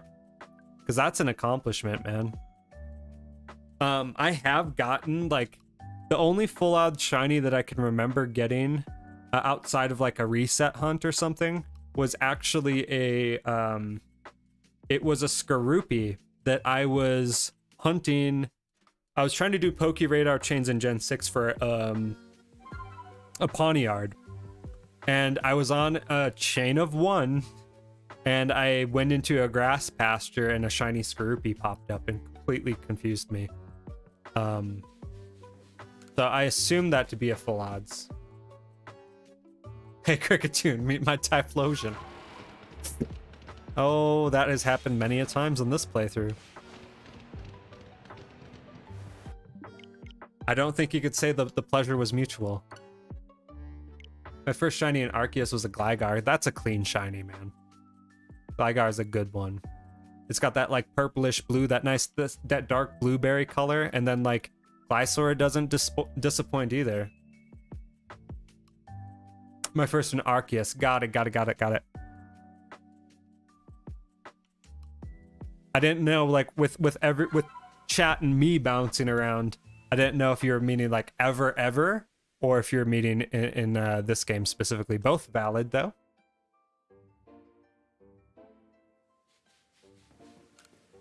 I started going hard in Pogo, and I'm trying to think of like where I started hunting. I want to say I started doing stuff in Gen 6 and Gen 7. And then I started walking backwards. Yeah. So I did a playthrough in Gen 6, did a playthrough in Gen 7. I was kind of doing both simultaneously. Got the Shiny Charm in Gen 7. And then I started doing Friend Safari, chain fishing. Oh yeah, no. Okay, yeah, no, it was Gen 6. Because here's what went down. I was completely new to pretty much every Pokemon game past Gen 4. So I was playing Pogo, got shinies, and started looking into the other games. And then I had this goal where I was hyper fixating on getting all of a full collection of the DS games, right? So I was like, I'm gonna go find like on Facebook Marketplace like all the Gen 6 titles. Because like my goal was to get all the Gen 6 titles so that I could get like a living dex.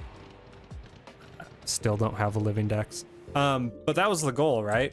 And I was like, if I get all the Gen 6 games, that has everything from Gen 6 earlier. So like that would be super tight, right? And then I already had Sun and Moon. And so I started just like going through the classifieds really hard and like finding games for like 15, 20 bucks wherever I could find them, you know? And slowly piecing them together. And so then I got all of Gen 6 and I started a playthrough in X and I started a playthrough in Omega Ruby. And one of the first hunts that I did was a Dex Nav hunt for a shiny Aron, and I got it like super quick, and I'm like, what is happening here? Like, what is this? So that was exciting. It's time to start the Shalfa Glysaur hunt. Most likely gonna head to bed. Sounds good. Champion Cynthia, thank you for popping in the stream tonight. If you would like to pop back in, feel free to subscribe. Completely up to you, but if you do, you'll be helping us along our journey for our Kanto subs. When we hit 151, we'll do a simultaneous playthrough of Yellow, Fire Red, and Let's Go Eevee on the same screen. Really looking forward to that and would appreciate your help towards that goal. But thank you for popping in, chatting, and having a good time with us. I gave up on the 4th reset because this takes ages. It does. It sure does. There's always tomorrow. There's always another day. And then I did chain fishing in Gen 6, and chain fishing was kind of bonkers. I think I got a Tentacool. Gen 6 would be one that would be really fun to do a shiny badge quest in. Not gonna lie. And Oras, that would be really fun.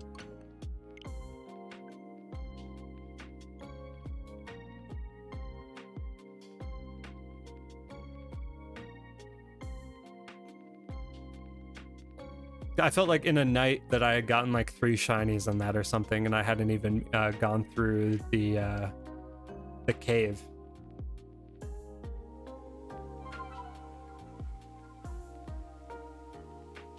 The cave that you find Steven in or whatever.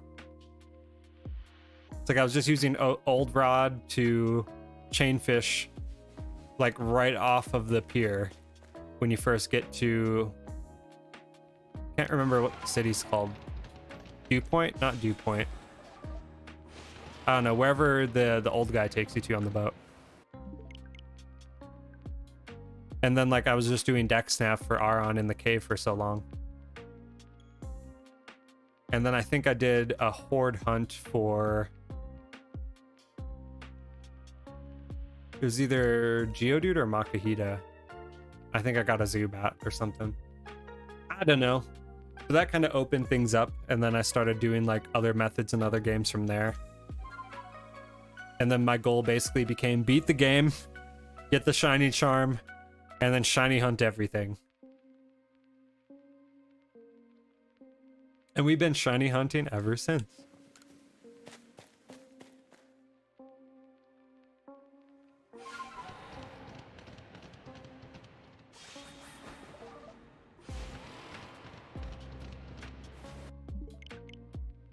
Vergy, welcome to the stream.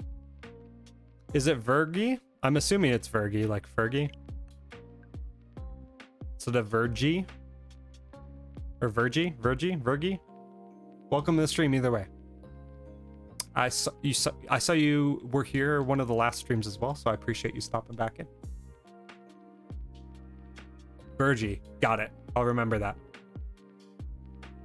That's the dream goals, exactly. Would you rather have Johto or Kanto DLC for Arceus? Johto. Johto for sure. Yeah. I think it would tie better into Johto than Kanto because you had Typhlosion. So it might be like it would be kind of cool maybe to see like the other starters pop up.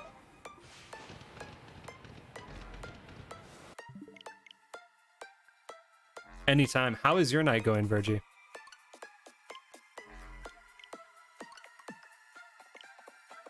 But like, I don't know. I don't know if it would need to be like us going to a different region, you know? I think that they might be able to just expand upon like this with like another zone or something, or I don't know, something different.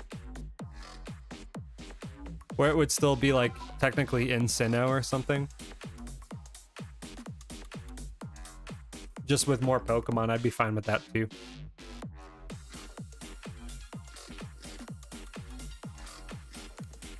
But I can say that I would also prefer to have like a Let's Go Johto game. Going well, and you? I am doing great today. I've been having a pretty good weekend so far. I can't really complain. Just played a lot of Animal Crossing, which is like brand new for me. And then ate some good food. Had like a monstrous dessert. I don't know if you guys are familiar with crumble cookie at all, but we got crumble cookie. It had a cookie like this big, no joke. Absolutely stuffed me. And I'm just relaxing with chat and doing some shiny hunting. Another starting town maybe? Yeah, exactly. And the quests, have you helped them do that? Yeah, or maybe have it be more of another transition point where like things start modernizing like a little bit. Like obviously not like a ton, but it'd be cool to start seeing like the city start developing or Jubilife start developing more, and maybe like other towns start developing where you're helping them out. And then like new Pokemon are popping up because of the developments, and you're disturbing new caves of Pokemon or something. Something like that. My friend, I've been on a road trip, but I hope you're doing well. I hope your trip's going well, Hayden. We've been doing great. Definitely an improvement from where we were earlier in the week, so I'm glad to just be on the up and up again. Having a good weekend so far. Can't complain. Oh wow, love Animal Crossing. Yeah, like my wife has played it pretty much religiously since the game came out. And like I just haven't started up on it, but she bought a second Switch recently, and so that freed up an island for myself, and so I started one today. Also, crumble cookie has always felt like a scam to me. Like I always have Loft House. I don't think we have Loft House out here, but like I kind of agree, man. Like I felt like when they first came out, I don't know, like I think they upped their prices recently, because I recall their 4-pack being like $8 or something, But when I went in today, it was like $13, and I'm like, I don't know how I feel about this. I mean, it's a lot of cookie, for one. They're always available. They deliver like all night. So there's benefits to that. Though I did not enjoy paying like I think I paid like $30 for 8 cookies or something like that. It was a good deal. A good deal of cookie, not a great value IMO, but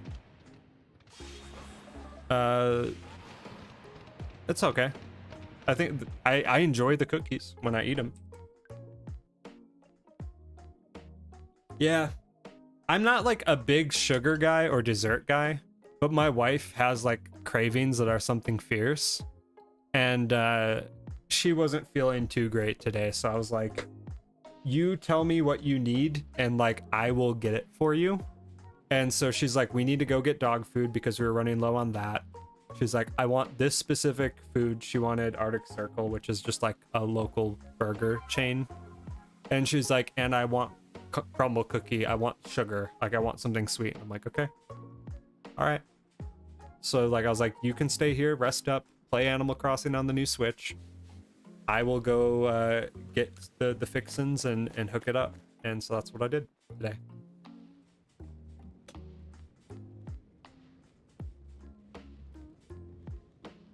That sounds actually pretty good, Cryptid.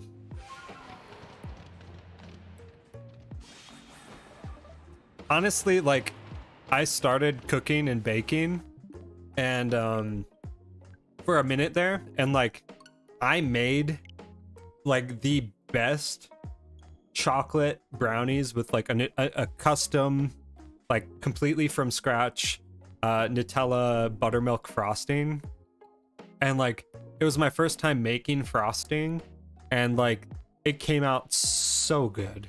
It came out so good, and like it just made me like, I started going down that path of cooking and just getting like passionate about cooking. And with most things, like I don't know by you guys if you guys have Mo Betta's, but it's like a Hawaiian place, right? And they have like a fried chicken type thing and like a rice or fried pork. And like I basically made like a version of breaded pork, like Hawaiian sweet and sour style, that was like just as good. And so like I tend to get kind of jaded with certain fast food things where it's like, I feel like I could make this. And then I started doing like Asian stuff, like broccoli beef and like really tender steak and broccoli, like stir fries and I don't know, pad thai and all sorts of craziness like that. And like I was pulling it off pretty well, and I'm like, I don't see the need to pay for this. But the hard part for me is like having the energy and motivation to cook. But on the energy side, like I was always like, especially probably last 6 to 8 months or so, like getting super wiped out, and I would just like end up falling asleep when I came home. And like I get off work at like 5, you know, like so I'd come home, I'd like fall asleep for a few hours, and then like all of a sudden like dinner is upon us, then shortly after that bedtime for the kids, and then like I'm streaming, right? But I'm pretty sure it was just because my mattress was like gnarled up and bad. So got a new mattress, and I slept like I slept so good last night. Like I woke up and wasn't feeling sore or anything, and I'm like, wow, I don't recall what this feels like anymore. I didn't know this was a thing. And so I'm hoping that leads to having more energy to do other things and like, I don't know, just be alive again instead of just constantly tired. We'll see. Sounds extensive and delicious. Yeah.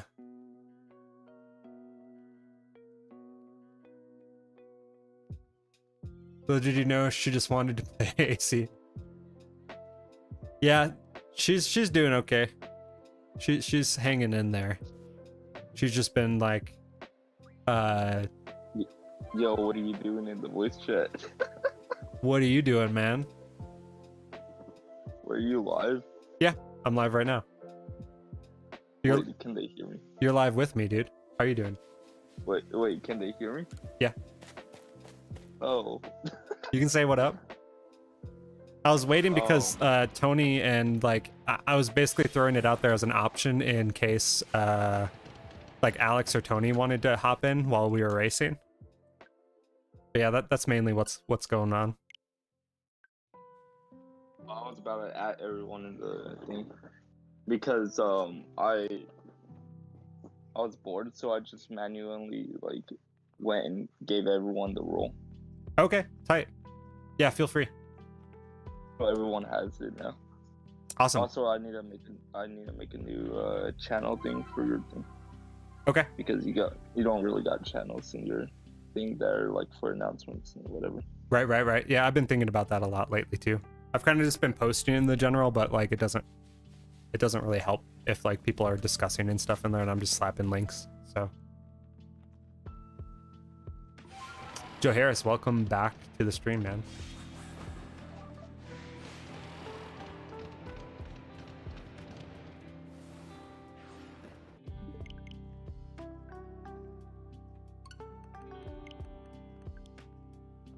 Yeah, I had the voice chant live for people in Discord if they want to pop in.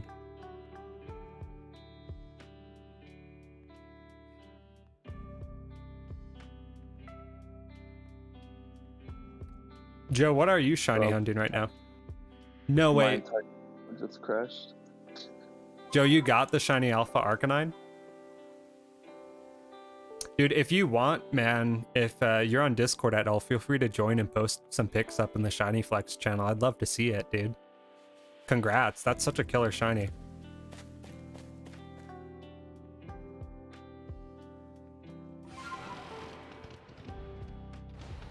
I was so confused when I saw that you were in the voice chat. I didn't even talk when I joined it at first because I thought it was a mistake. Nope. I hope I wouldn't make a mistake like that, but I don't know. Like, I'm not the most literate when it comes to Discord, TBH. Like, kind of always took me by surprise because, like, every single time that I'd be watching a stream or talking to anybody, they'd be like, hey, like, open up Discord. Here's my Discord link. Join my Discord. I mean, like, I'm, like, the only things that I've really done online with gaming and voice chat was, like, back when I'd play WoW and use Ventrilo. So it's, like... Yeah, most of this has all been new to me, and I just kind of set up whatever channels that I thought people might want or expect, but not with any real understanding of like what it would actually, what's possible, and like I know there's like a lot of bots and moderation stuff that would be really useful. So I definitely appreciate you taking lead on that, dude. Thank you. Yeah, I was gonna add stuff like that, but like the day you gave it to me, I was gonna add stuff like that to make it all automated, and then I couldn't log into my Discord like for no. I didn't know the password, like because you had to log in on the browser, right, to like allow those bots.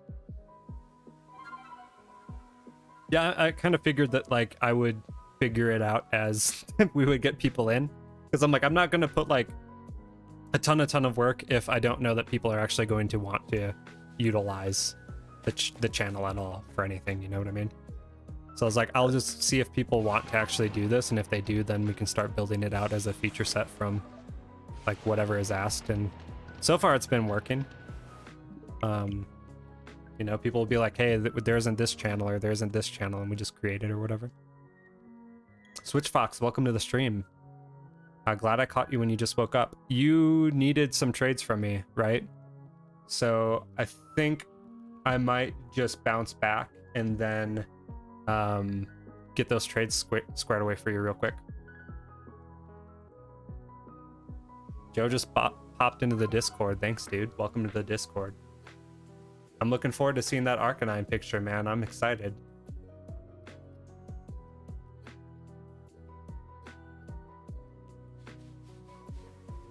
Also, Slide, if you want me to mute myself in the channel too, just let me know if that's getting confusing or not for you, man. I'm not on the stream. I was on the stream earlier, but like I was just waiting. It was like when you started it, so it was like Yeah. 5 minutes or whatever. I was waiting and it wasn't started yet, so I was like, how much let's go to music or something. Yeah, all good. I need to like figure out how to do something. Yeah, Switch Fox, if you're going to be around for an hour, that's probably when I'll be ending the stream and I can do the trade then. You could do it two different ways, Joe. The easiest way that I know how to do it is to take the picture and then there's an option to send it to your smartphone off your Switch. Or you can just take a picture of it off of your phone. If you have a mobile device that you're using Discord off of.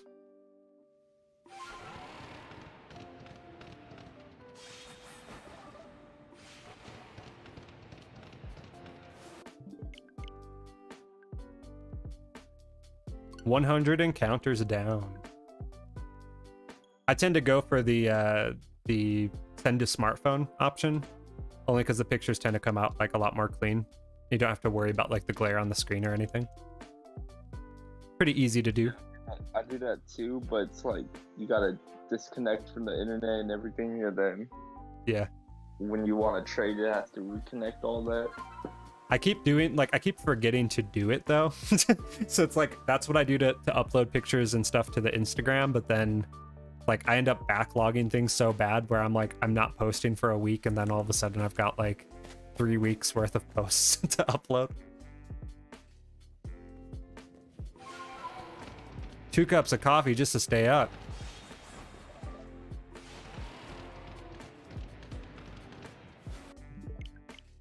Alex, if you need to go to bed, man, like we can call the race for Crobat at least.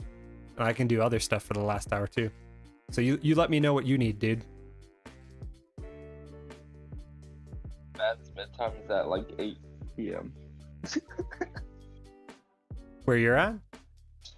No. Cause I'm saying like, cause every time I'm trying to get him on the game to do like whatever. Got it. He's always like, I gotta go to bed. Yeah. Like 8 p.m. his time. Hey, dude, I respect it. if I could sleep at 8 p.m., dude, I'd be zonked. I mean, you could. I just stay up late though, either way. Yeah. I can't sleep like at all, man. I don't know. I go through waves of insomnia where I'm like up to like 2, 3, and then like I'll do that for like 2 weeks and then crash. So you could do you could take like melatonin. Yeah, that like helps, but then like it helps the first night, and then I don't know, like I feel like I end up building up like a resistance to it over the long term. It definitely is a short-term solution though, but it can help like reset my sleep schedule a little bit. But I've just kind of come. I mean, like when you take it, like depending like whatever you take, like pills, gummies, or right, whatever it is for melatonin, like you can't be like all active like after you take it. Like you can't be doing everything after you take it because it won't really affect you. Oh no, I know. It'll just make you drowsy. Yeah, no, 100%. Yeah, no, I don't do anything. like I'm not like even like I even limit screen time and stuff too. But then like there's just nights where I'm wired. It runs in my family. My mom has like really bad insomnia, and my grandfather also. So that's just the genetics to a certain degree, man. But like it can help. But then I've also experienced it where like even though I'm dead tired, take melatonin, have gone to the gym and I had like an extensive workout, which usually is what really does it for me. I'll still just be up, you know. I'll still just be like laying in bed awake. So I don't know. How much longer are you gonna be live for? An hour. Trying to keep the streams to like 3. I'll join the stream, but I'm gonna be off the chat. Okay. See you there, dude. All right.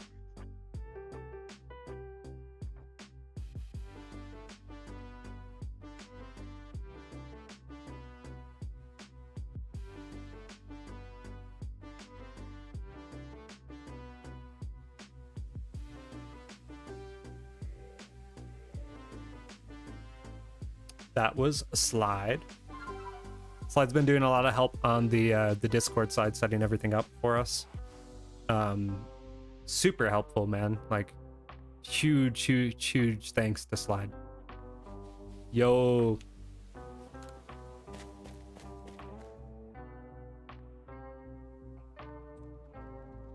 Audio videos have helped me throughout my life. So you're talking like videos that help you sleep or whatever.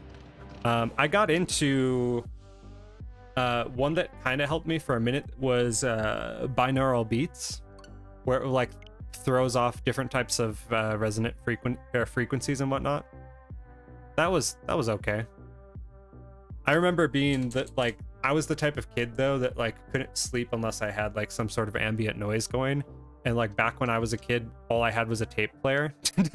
So like I would freak out if the tape would end before I fell asleep and it'd have to be reset. And like when I was a little kid, the only thing that would help me sleep was a Christmas bear. It would be like a stuffed animal that would play Christmas songs. And my dad got so mad because it was like middle of July. We didn't have AC in our house like ever. And I was going crazy. I was driving everyone crazy with the Christmas bear. So he took it and hid it from me. Mom didn't want me watching stuff while sleeping, so I had a relax app. I listened to thunderstorms on. Yeah, my dad ended up buying me like a bunch of tapes of like the Amazon rainforest, like rain, thunderstorms, like all these different ambient tapes. And then like the difficulty though was I was like a toddler, right? So I didn't know how to use the tape machine. And so I'd always yell for them to come and change the tape. And then they got sick of that. So like they taught me how to use it and then I would do it myself. But I don't know, I've just always had a rough time sleeping. It's been a little bit better though lately. So hopefully that trend continues. I know that like doing more physical activity would help too, so. I get Alexa to play white noise, otherwise I can't sleep. I am a fan sleeper for sure. And like I get so hot when I sleep as well. And my wife, like, she's a lizard. She can't keep herself warm for her life, right? And so like I always end up having just a small fan going and she always gets really upset because she says it still makes her cold. Posted the pic of the shiny Arcanine. Let's check it out, dude. Look at this, man. Congrats, Joe. Look at that, dude. Looks so clean, man. Congrats. Super exciting, dude.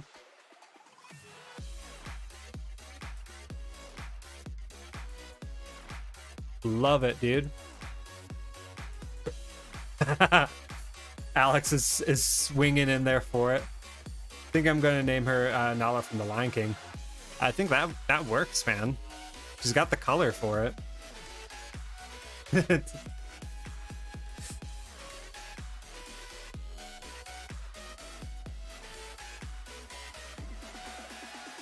We used to live next to a highway that my sister slept to, so transferred to having the fan on no matter what. Used to be freezing in the morning. She'd insist on having the fan on high. Like I don't even have like my fan is like it's like this big. Like it's like a little teeny guy, right? And it's lowest setting. It does a decent job, you know. But my wife like insists that like it still just makes the whole room cold, and it kind of does, not gonna lie. But like the feeling of having the fan going and like keeping the outer layers cold while like I'm like room temperature or like lower than room temperature underneath the covers, that's the perfect way for me to actually sleep.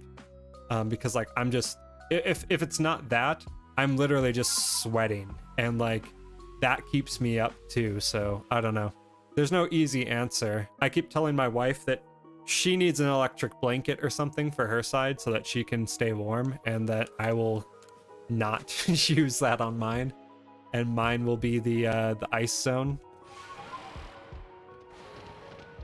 Oh, the whole room fan, got it. Yeah, we have a ceiling fan too.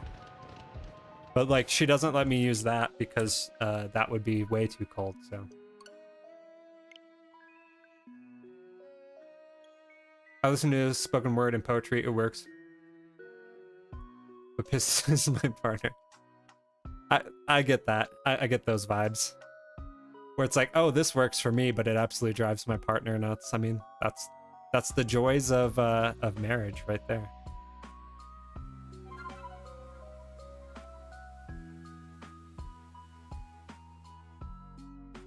I don't know. I'm particular like that. I'm looking forward to sleeping though tonight. New mattress is like my new mattress is almost double.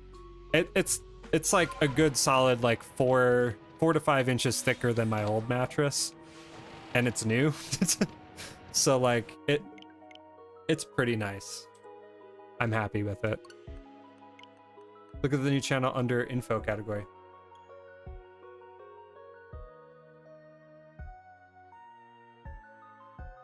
Dude, thank you so much for that slide. That's perfect.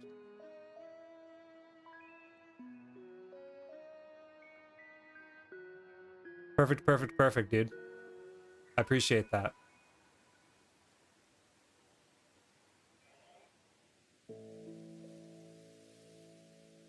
Let me mod you up, by the way, too.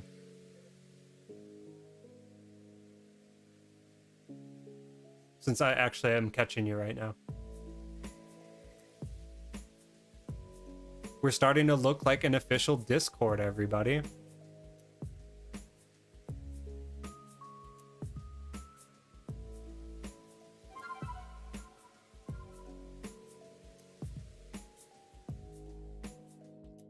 My mom has an electric blanket and personal heater. She literally hangs out on the sofa with a heater on and she loves it. Yeah, like, so this room is in my basement, right? It's my studio, my music room. I've got guitars on the wall. I've got most of my Pokemon stuff is on my guitar amplifiers. I've got speakers here. I've got my interface here. I've got keyboards off to the side over here, right? This is also a room that my wife uses to hang out in quite a bit, right? And then like if she's not in here, she's in the other room in our basement, which is like her craft room. And she always has the personal heater going, and it drives me nuts because like if I'm like 3 degrees over room temperature, I'm like broiling. But to her, like that's like nowhere close to where she needs to be. So I don't know. It's always a battle to control the thermostat, but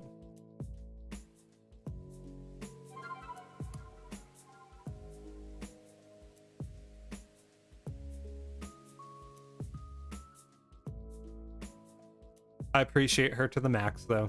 She was definitely like the driving force this weekend behind us like getting a mattress that like will actually help me sleep. She's like, we just need to find something. You're the one that's got the back issues. We need to find something that works for you. And I'm like just appreciative that she's as supportive as she is, because she's also a big driving force behind me streaming. And yeah, just a big driving force behind my life, I guess. Thanks, wifey. If you're ever watching this, she's probably passed out right now with the Switch in her hands, but Slide does have the smarts, man. He's got all the Discord knowledge. Absolute champ.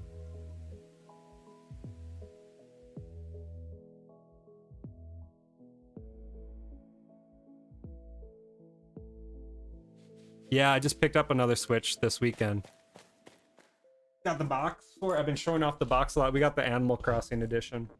That's what she wanted. We were trying to get an OLED, but all the OLEDs have been sold out. So that's what we went with. But I'm going to be using them to like either dual stream or dual hunt. I'm going to get like a dual pack of Scarlet Violet when it comes out. And might get Diamond. I might do some dual hunts on that as well. We'll see. I keep getting shiny Baniris in freaking Shining Pearl. I'm like trying to get a Mischievous in Eternal Forest, and I've gotten 2 Baniris so far.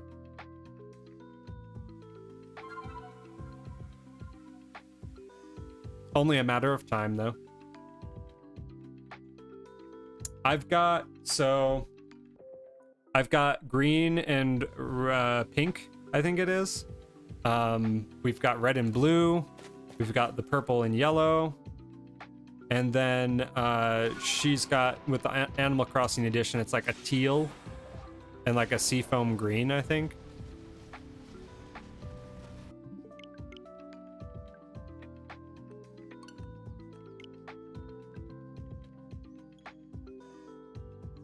And then I got like a few just of the Power A controllers.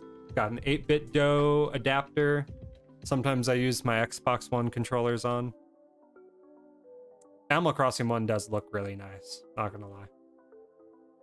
I feel the thermostat battle. This house is kept at 80 degrees. I'm on the verge of sweating with that. I have my fan on high 24/7, but there's 2-degree battle. I have down to 78. It's like really hard to keep my house above like 75.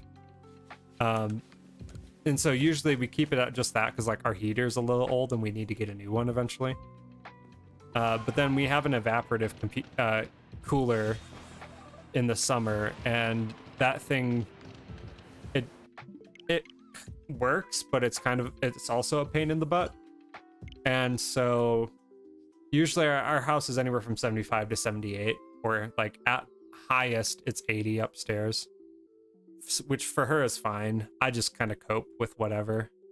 And like if I'm hot, I throw the fan on, and she's like, do we have to have that? And then she comes down and then like bakes my studio. And I walk in and it's like mid 80s and I'm like, yo, I am going to die. This is a Bikram studio. What is happening here? Sorry, but 80 is literally outside temperature. That's what I'm saying.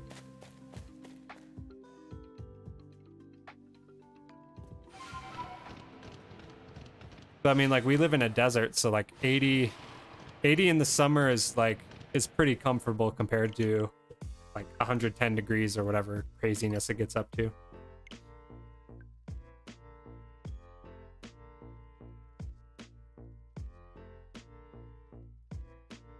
A reptile conspiracy. I would agree.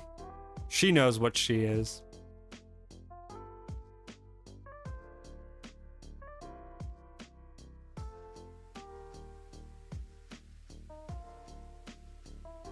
Dude, those are some nice alphas, Joe.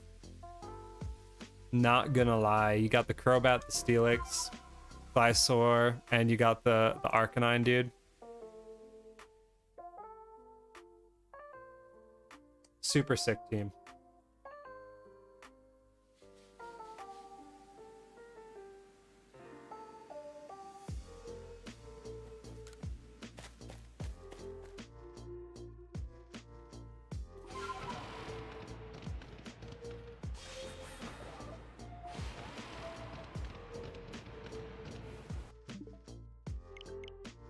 Yo, are we picking up subs that the Stream Elements isn't tracking? Is that what I'm seeing? Pull up. We totally are. We're at 133. I'm gonna have to change the goal. I'll update that after the stream. It tends to do that. Well, that's fine. That just means we're a little further than we thought we were. Like 16, 18 more subs and we'll do the Gen 1 playthrough. I'll have to get you guys' input on when that would best be, or when you would like to see that happen or start. Maybe we'll start it on a Monday. Just have it be at the start of the week.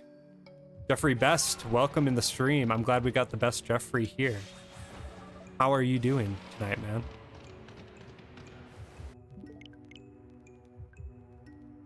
Just over 100 encounters for this Crobat.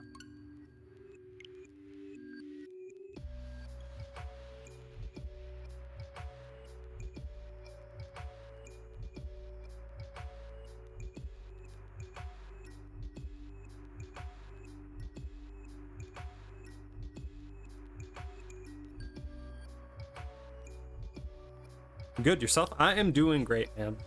It's been a great stream so far. Haven't had any luck, but we've had some really great conversations, some really good interactions in the chat, so I'm having a great time, man. Doesn't feel like we've been doing this for 2 hours, which is a good sign with a hunt like this. Talked a lot about what we thought about potential features in the new games. Is there anything that you're looking forward to in Gen 9?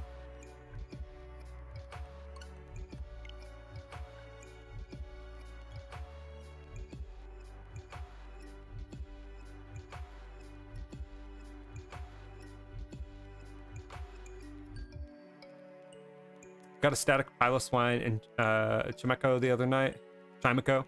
Need to join the Discord and show off my big Growlithe, who happens to be gold. Yes, you do, Fisher. Absolutely, that's the place to do it. New Pokemon / forms and shinies. Gotta happen for sure. I'm definitely looking forward to new regional forms. Absolutely. One of the things that like I think was high up on everybody's list was hopefully another evolution, but we shall see. I'm definitely going to be no life in both games when they come out. And might be dual playing them, might be dual hunting them. Anything's possible.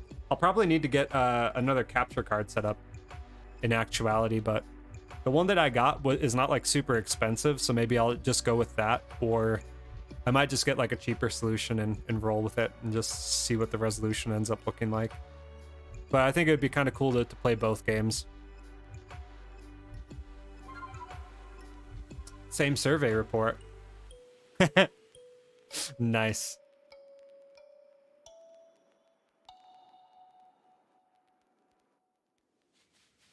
We'll have to see though. What starter are you picking, Jeffrey?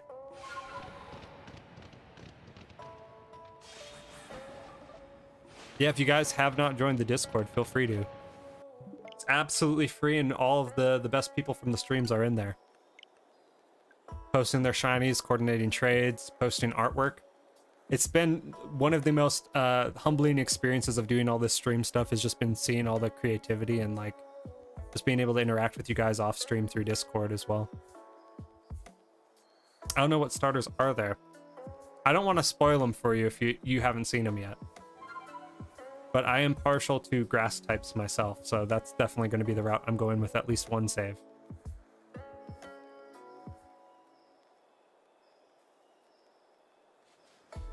I'm thinking grass, fire. Grass in one game, fire in the other.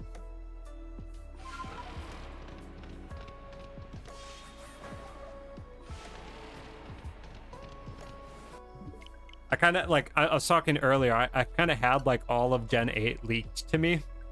And I was one of those types where when I saw that all the forms, all of the new Pokemon forms were released, all the starter forms were released and data mined, and then all the shiny forms got data mined before the game came out, I couldn't resist looking. And I don't think it ruined my experience by any means. But when I'm actually like really looking forward to this gen, I'm gonna try my best to remain unspoiled and not look into anything. I'm dodging the leaks and like the rumors right now, like having to like unlist and hit like don't recommend on all the A drive stuff and all the HDV stuff, because I'm like, I don't want to see anything. I want like the first time I see the starter evolutions to be like on the game, you know? So we'll see how far I can get with that. We still got a road ahead of us.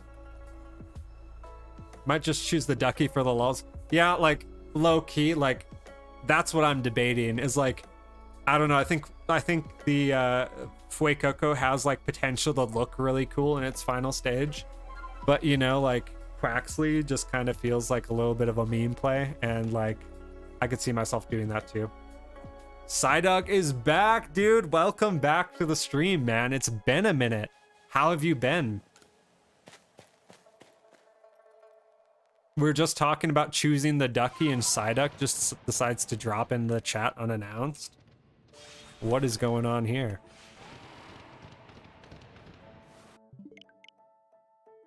I have a feeling that Psyduck is going to choose Quaxley in Gen 9.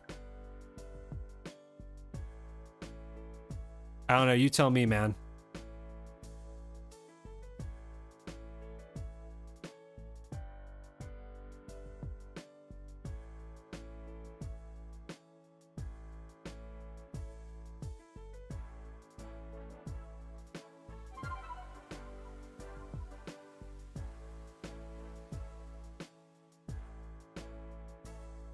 And Joe, if you are still around, dude, we'll probably be ending the stream in like 40 minutes or so. And I will do that trade for the Hisuian Zorua for you before I end the stream, if that's cool. Me and my cousin Quaxley. Oh man, he's kind of annoying, but he's my homie. Blood's thicker than water types, right? Family first.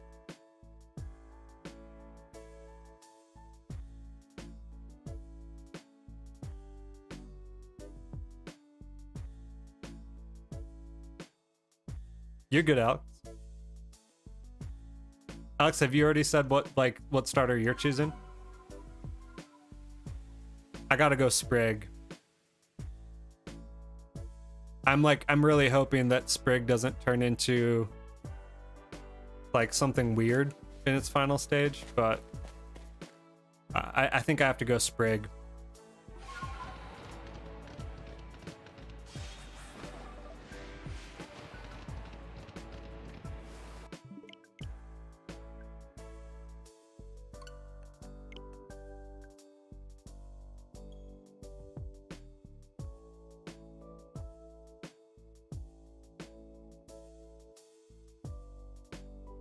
I don't know how much like you've missed, or like if you've seen any of the prior VODs, Psyduck.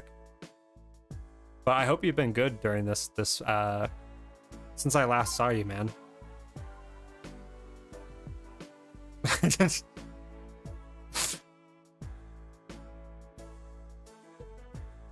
it becomes bipedal, I'm raging.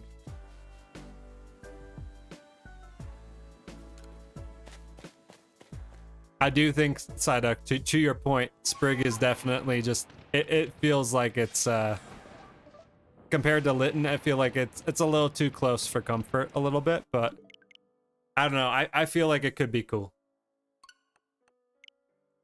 If it becomes bipedal, I'm raging. I don't have as much of an issue with it being bipedal as I do with it just looking weird. I think it could look like really, really cool.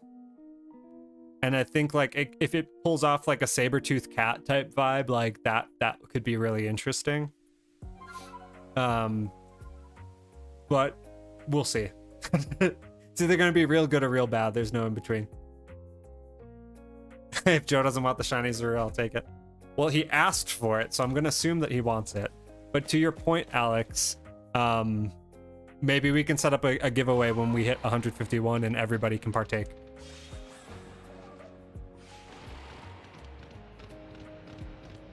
I'm sorry to hear that, Psyduck.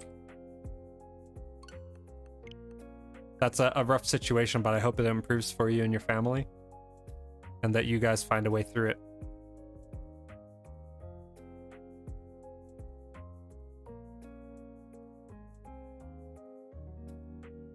So that makes complete sense, and like by all means, do not feel that you need to overshare. I just I've thought about you, and I've been hoping that you've been okay, because I haven't seen you in a bit, that's all.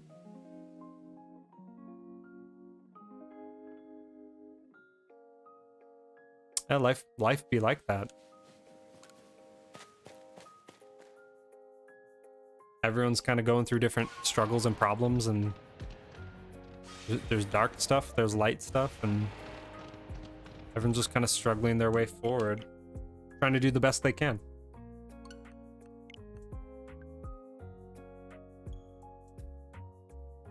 But legit, man, I do hope things improve for you very, very quickly.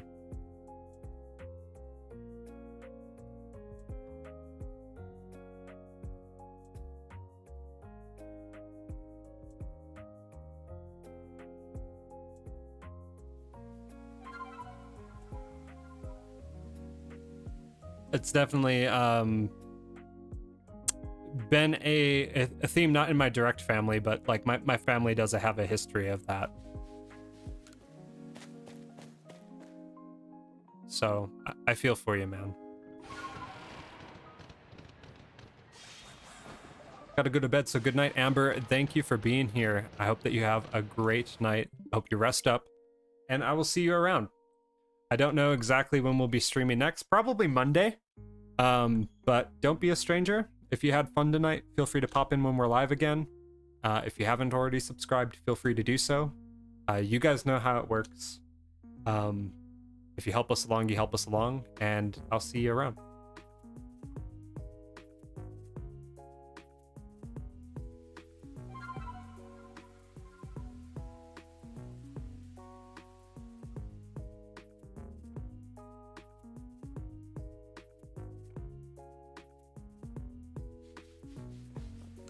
I'll be back, definitely. I appreciate that.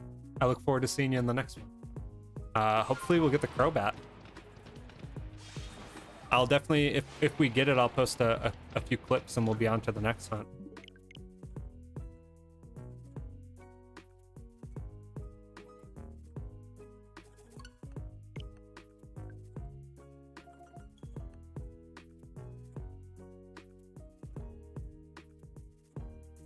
I feel like most people are probably going to go Fuecoco though in Gen 9. I swear if you get it. Well, one of us has got it, Alex, right? I don't know. We still got like 30 minutes left. Hey, it's the last 30 of the stream. You know what happens. We're ending the stream in 30 minutes, guys. The last 30 is where all the luck comes from. Also, we will definitely be raiding tonight. So we'll have to find someone after we do some trade-a-roos. Oh no, the 30 minutes. The luck has engaged. Shiny hunting mode has activated.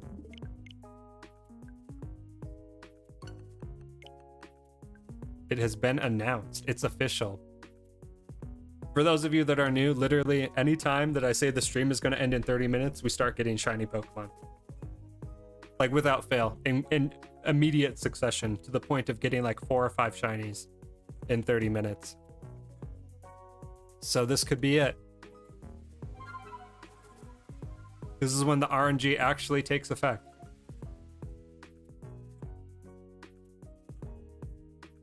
Shiny Tangela for Slide. Oh yeah, it was like that shiny Tangela. I didn't know if you were referencing the one that we had seen that night, or that you got one. If you got one, congrats. If you're referencing ours, it was literally me saying like, I'm gonna end the stream and a shiny came up. Yep. I need to do like a 30-minute compilation. Like last 30 luck or something. Because it just happened too often for it to be a coincidence at this point. That's just quickly becoming a meme.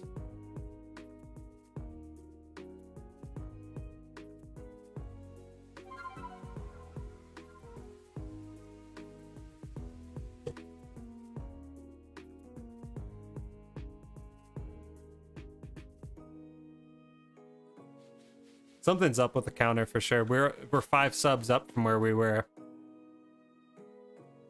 Favorite Pokemon Lucario, because I want to celebrate it by drawing your favorite Pokemon. Psyduck, my favorite Pokemon is actually Abra.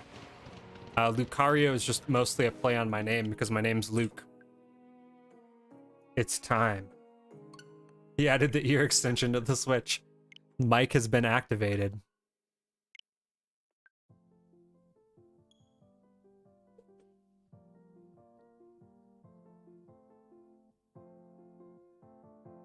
But it is up to you. If you are drawing, if you're drawing anything, you can draw whatever you want, man.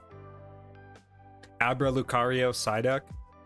You could draw us both in Pokemon form together, hanging out. Up to you, dude.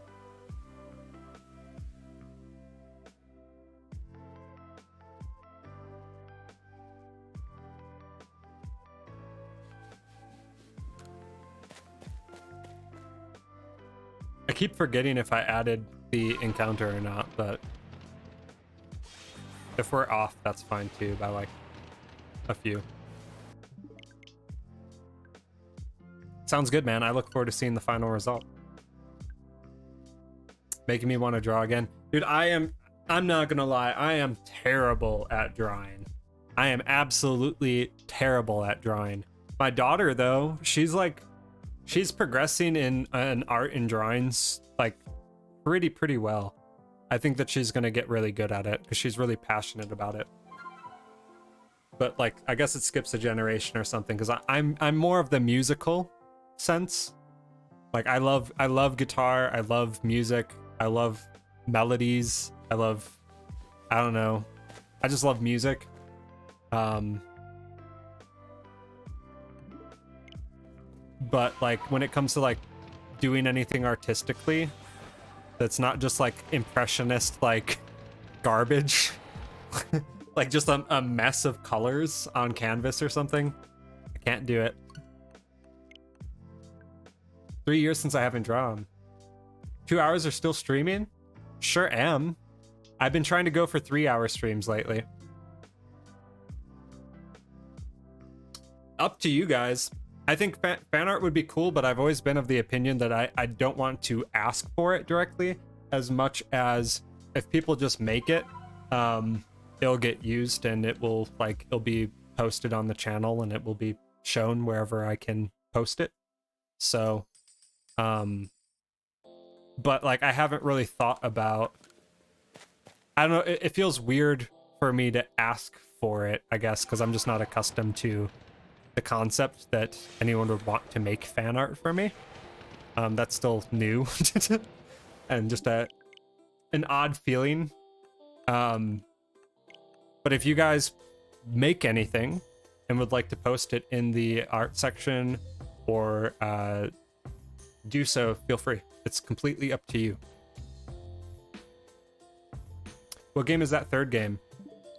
This is it's like a transfer thing. So this is how like you transferred save data and like villagers and people off of your saves to another Switch. I'm in the Discord call thing because Alex is in the Discord, and also Tony was potentially going to pop in and shiny race with us. And so I posted it there in case they wanted to join in and do voice chat on the stream.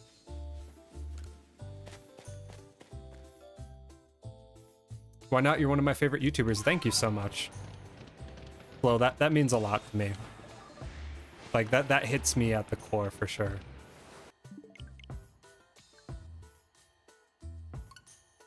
I want Animal Crossing so bad. I literally started playing Animal Crossing today, but I've been having a lot of fun with it so far. I'll probably be doing Animal Crossing streams in the future at some point. I'll have to get like some thumbnails up, and maybe we'll have like some stream parties in Animal Crossing or something. I don't know. Anything's possible.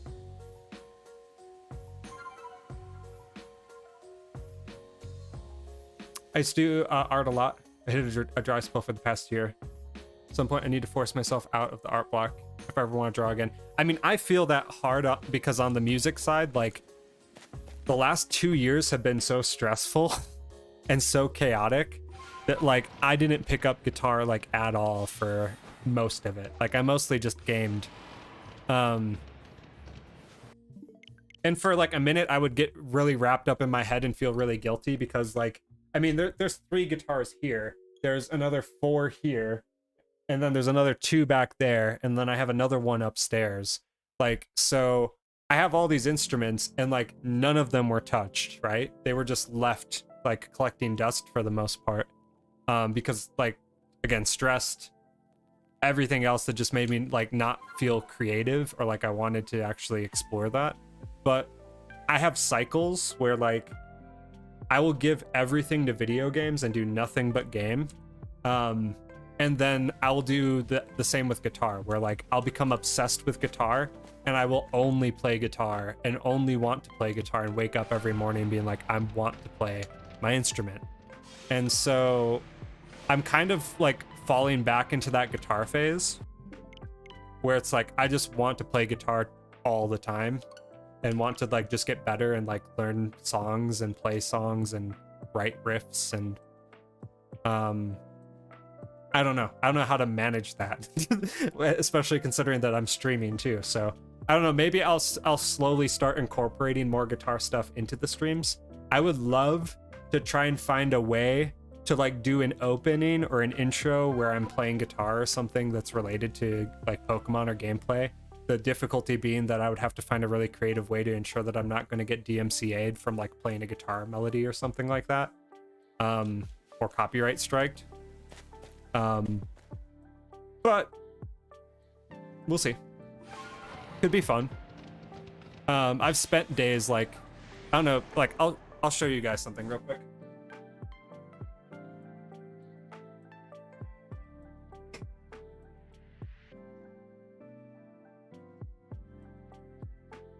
This is literally my Pokemon guitar, so this is kind of like a blending of my passions. Let me go on, I call it wide boy cam. So this is basically a guitar that I completely sticker bombed with a bunch of like Gen 1 stickers, front and back,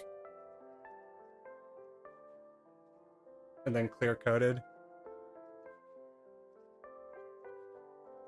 So like, I wanted to basically like take this and do videos where I'm like learning all the Pokemon theme songs and such on it and whatnot. We'll see if I do it. But this is definitely a project that was a lot of fun to do. It's like a guitar I got for 50 bucks and then like rewired the pickups and all that and put like all the Gen 1 Pokemon. Got my favorites on there, of course. Got Abra on here, got Bulbasaur down here. So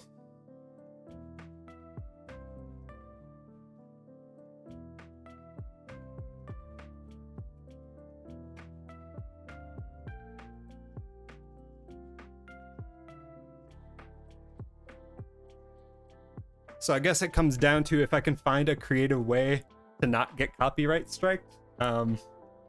We'll see what we can do. I liked how packed it is. Yeah, definitely had to like be careful with it and make sure that we made the most use of all of the space. A lot of craft knifing, and then the finish that I did over it I had to do by hand too. So it's definitely not like perfect up close, but I think it came out better than I expected it to.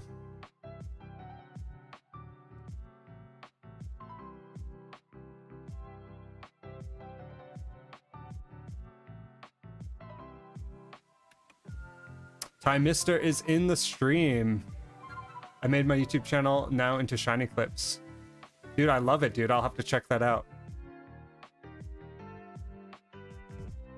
You're such a small YouTuber and you have such a good setup.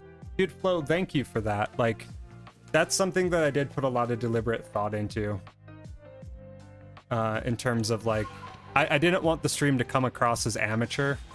And like, I don't know, like I feel like most people can kind of tell when they look at like a small streamer that like they don't know really what's going on. Maybe their cam's out like messed up, or their audio doesn't come across well or something, or like something in their room looks off, or you can hear their fan in the background or whatever. And I really wanted to try and pay attention to those things to just provide like a good experience and to come across as like somewhat legit, like I was paying attention to things. And I don't know, that thought and like deliberate thought was put towards the experience that you guys have watching the stream. So I'm glad that that's coming across, I guess is what I'm saying. Psyduck not gonna be talking because I'm gonna use YouTube on my Switch. All good, dude. Appreciate it, my man.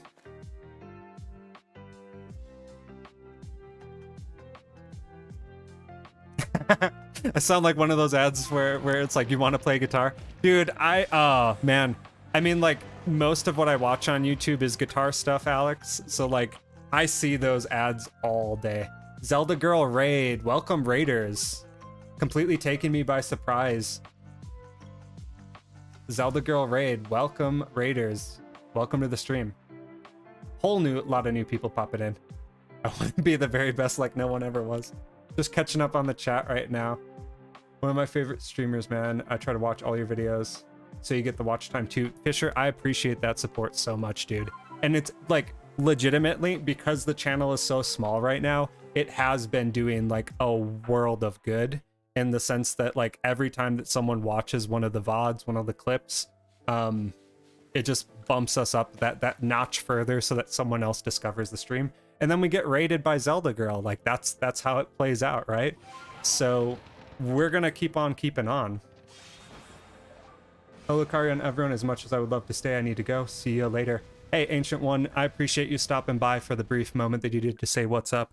We are not going to be around for all that much longer either, but thank you guys for being here. Slide, would you be able, or... Let me see, where is Zelda Girl? There she is. Zelda Girl, nice to meet you. Nice to meet you. How was your stream tonight? Let's grab her link and make sure that we post it up in the chat. I think I got it here.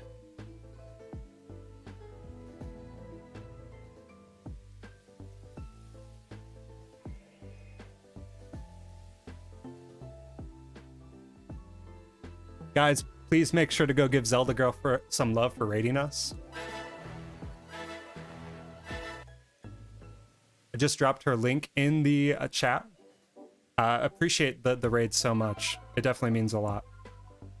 For those who would like to join the Discord or for the stream, yep, link is right there for the Discord if you guys want to join. We are currently on our road to 151 subs.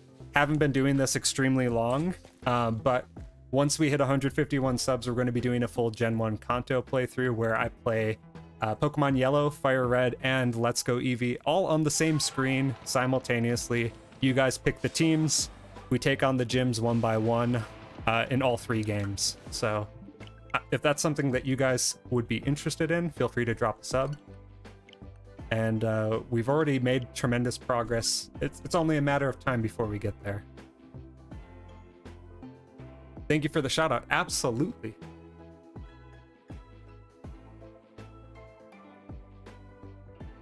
Looks like you did Kirby recently. I did that as well. How did you like the new Kirby game, Zelda?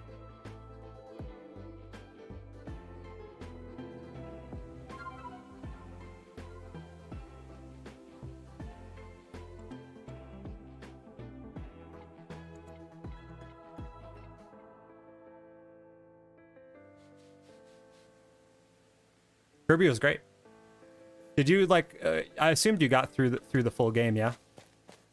Chevy, I've subbed. Thank you so much, Chevy. I greatly appreciate the support, man. Got Shiny Electabuzz and Massive Mass Outbreak. Now I have Shiny Magmortar, Shiny Electivire. Now I just need Rhyperior. 2 out of 3. Flo, you got this. Those are ones that I really need to put some time into too, because I want the alphas really, really bad. Like, way bad. That's the trio for sure. Yeah, Splatoon 3 is coming out in September. I've never played the Splatoon games, but I'm actually, like, I think I might pick that up and play it. Played the full game besides the post story. I'm in the exact same boat, Zelda Girl. I played it up until the post game, and I've been meaning to go back and do a post game stream, but I started a Coliseum playthrough, and that's been taking up my time when I'm not playing Pokemon. Pokemon Arceus, I guess. Legends. But dude, that ending though, that Kirby ending was so good. Like, it took me by complete surprise. Like, I knew it was going to be crazy, but like the last, like, everything past DDD was just mind blown, like absolutely crazy. Such a great ending. I loved that ending. It just, like, it was probably the most fun I've had, like, ending a game in recent years. It was just so over the top. It was challenging. It was out of left field completely. Like, it was a unique experience for sure. Never been that interested in Pokemon, but with Legends Arceus recently and Scarlet and Violet on the way, I'm intrigued by the shift in the series direction. I think that, like, the way that this series has kind of shifted on its heels to be more in line with what players want out of a Pokemon game only opens up the doors further. And it's funny that you mentioned that, Goo You Don't Know, Guy You Don't Know, Goo You Don't Know, Guy You Don't Know. Almost got me for a second. I've heard that repeatedly from people where they're like, I only played Gen 1 and then they came back for Arceus because it was different. So I think you're onto something there, man. 16 likes on the stream, 9 subs on the stream, almost 10. We're moving and grooving. We still got time on the clock, guys. 138 subs so far. Thank you guys so much. Like, I've said it a lot, but like, the people that have kept coming back night after night, the people that are popping in the raids, every night I'm meeting new people and I'm having great experiences with the people that I have met on this journey so far. And like, it's just so encouraging and I'm just very grateful. Thanks. Like, genuinely 100% thanks. It's a good stream. It's weird because like the and I know it totally depends on the stream, right?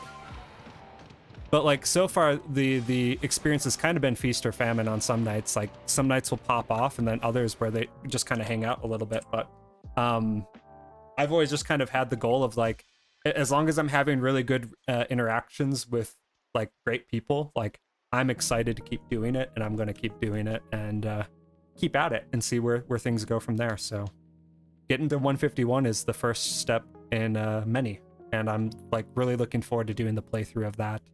And I'll probably end up doing a shiny giveaway then too. We'll see. I have no shortage of ideas. Hey, there we go. Eslo21 subscribing to the channel. Thank you so much. I appreciate it. Joe Harris had already subscribed earlier. That notification came through. If the notification doesn't come through and I don't thank you personally, thank you. It seems like there's like some weirdness going on with how certain subs report through stream elements and certain ones don't. But I hear that from other people that are much more experienced than I, that's just kind of the way it goes sometimes. Subs this stream up so far by 7%. Hey, those stats are nothing to shake a stick at.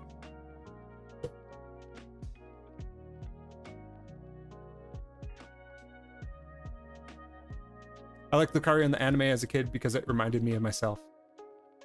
Have you played Minish Cap? I actually have not played Minish Cap. I played a lot of Link to the Past on the original Game Boy. And the funny thing with like the original Game Boy Zelda games was like, okay, so like low-key story time. My mom was a big thrift shopper. Zelda Girl had unfortunately have to head out. Great stream. Nice meeting y'all. Nice meeting you, Zelda. Appreciate the support. Again, have a great night. And I'm sure I'll raid you at some point. I'll definitely sub up to the channel. Let me make sure I do that right now so I don't forget. I'm subbed up. I got notifications on. I'll find you. Have a great night. Thank you so much. My name comes from Minish Cap. Got it. Yeah, I played a lot of Link to the Past. And like, my mom did a lot of thrift shopping, so she bought me any Game Boy game that would pop up at the thrift store and any Nintendo game that would pop up at the thrift store. So she bought me Link to the Past DX, and then she found another Link to the Past and gave it to me, and I didn't understand the difference. And so I ended up giving the DX version to my friend. I'm like, oh, hey, here you go, man. We can play it together. And he went nuts with it. Him and I both did. And so like, some of my fondest memories were when I would go over to his house for a sleepover. We'd have flashlights and we'd be playing our Game Boy Colors and going like room to room in the dungeons, like side by side, trying to figure them out and solve them together. But as we were doing that, I didn't know that I gave him the better version. And so he got like the tunics. Like, you could get a defense tunic and an attack tunic. And like, he's like, yeah, you just go over to this forest. Didn't you get your tunic yet? And like, I totally didn't realize that he had a more like the DX, like the upgraded version. And I couldn't get the tunic. So I was like, oh man, like a little bit bummed about it, but I was happy that he got the better version of the game ultimately. But I still haven't bought the Link to the Past Switch remake. I need to get that. Mostly got stressed a lot and felt like I understand how it felt. It was just nice to see something in a thing I like, because I don't get that often. Yeah, dude, we had a lot of fun, Flo. I don't regret it at all. I can't say, like, I don't know what type of Pokemon that I really related to heavily in the anime series, because I only really watched Indigo League. But I think it's really cool that they can do that, especially with like Pokemon that where like they convey feelings and emotions, and like deep feelings and emotions with the Pokemon when they can't actually talk and articulate what they're feeling, you know what I mean? I think there's something to be said for how they use like nonverbal communication, and obviously like how they just make them feel things and convey those feelings. It's kind of unique. And especially if it's coming from a point where like you can relate to the Pokemon in the series and get a sense for like some similarity in what they're feeling. I think that's just an awesome thing. Like it goes for any anime, really. But it's just a little bit different with how like Pokemon, they don't really speak words. They just say their name a lot, you know? Definitely think Pokemon is animal abuse though. I mean, like you look at it for what it is, and it's a little weird. Like they gloss it up a little bit, like, oh, like you're my friend now, but you can't leave. And then like I think in Pogo too, it's like the whole like candy grinder thing. Ugh, it's a little weird. It's like, I'm gonna catch 3,000 Zubat and send them all to the professor because he wants them for something. Little sketch.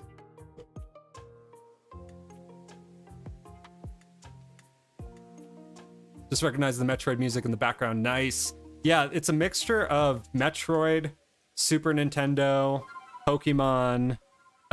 The artists are all through a publisher called Game Chops, and like they just do fantastic lo-fi stuff. There's a lot more on there too that I don't have in the playlist.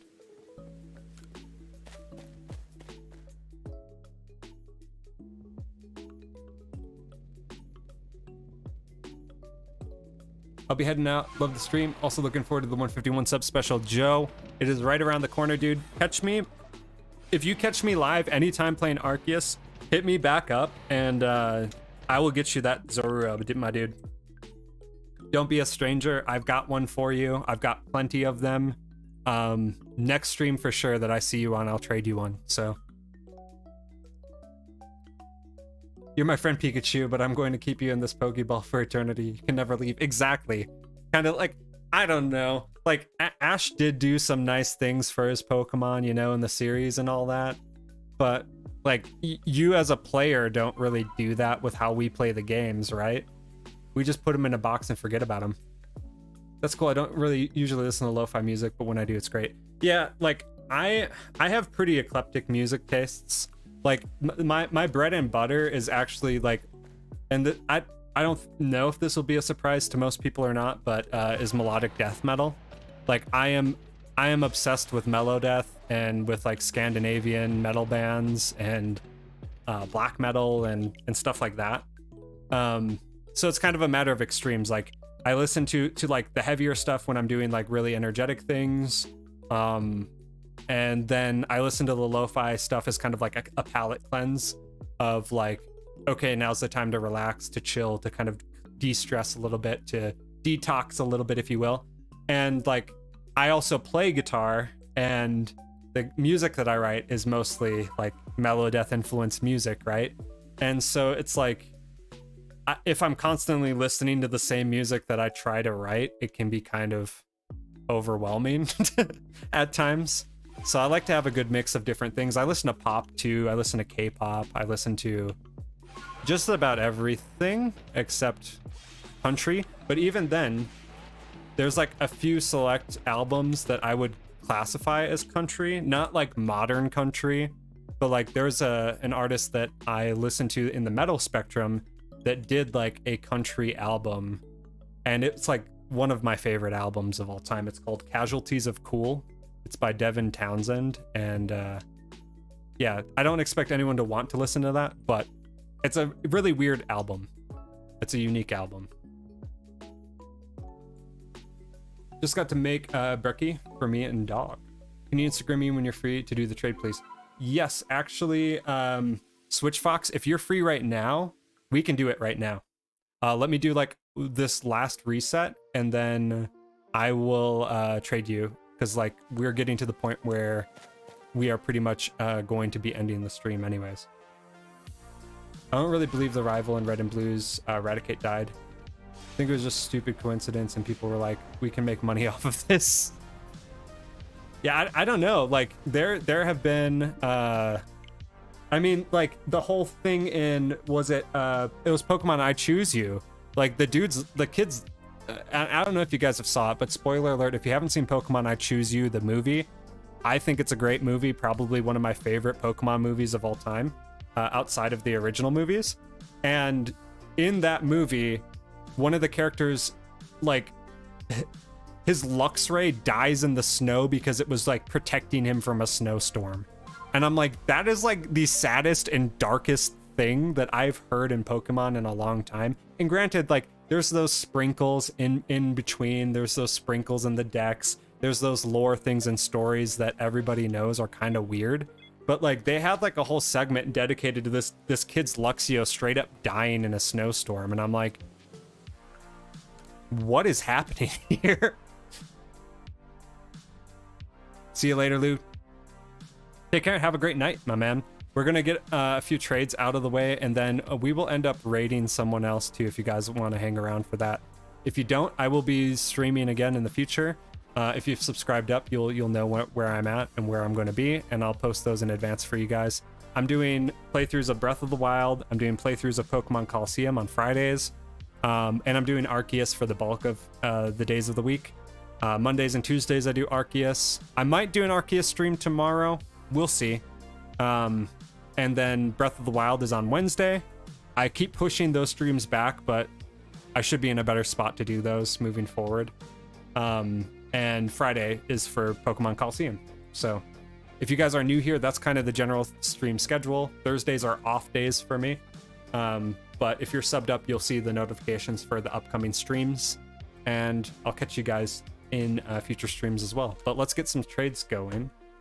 Let me hit up Switch Fox because I don't... Okay, only if you don't mind. Yeah, I don't mind Switch Fox. Now's the time to do it. You wanted Growlithe and one other, right?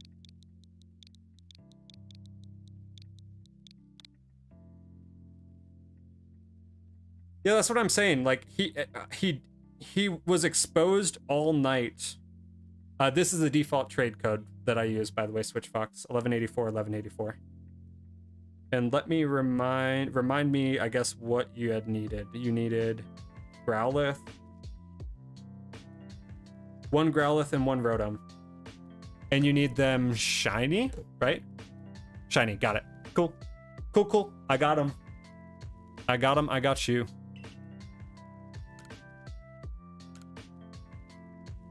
Is this your first playthrough through Breath of the Wild? It is the first time that I bought Breath of the Wild, and granted, we got a Switch really late. I only took down 2 of the beasts, and then like I didn't play it again because at the time my wife and I were going to play it together more or less on the same Switch, and she didn't want me getting too far ahead of her. So I was like, okay, I'll stop playing. And then like we didn't do anything further with it.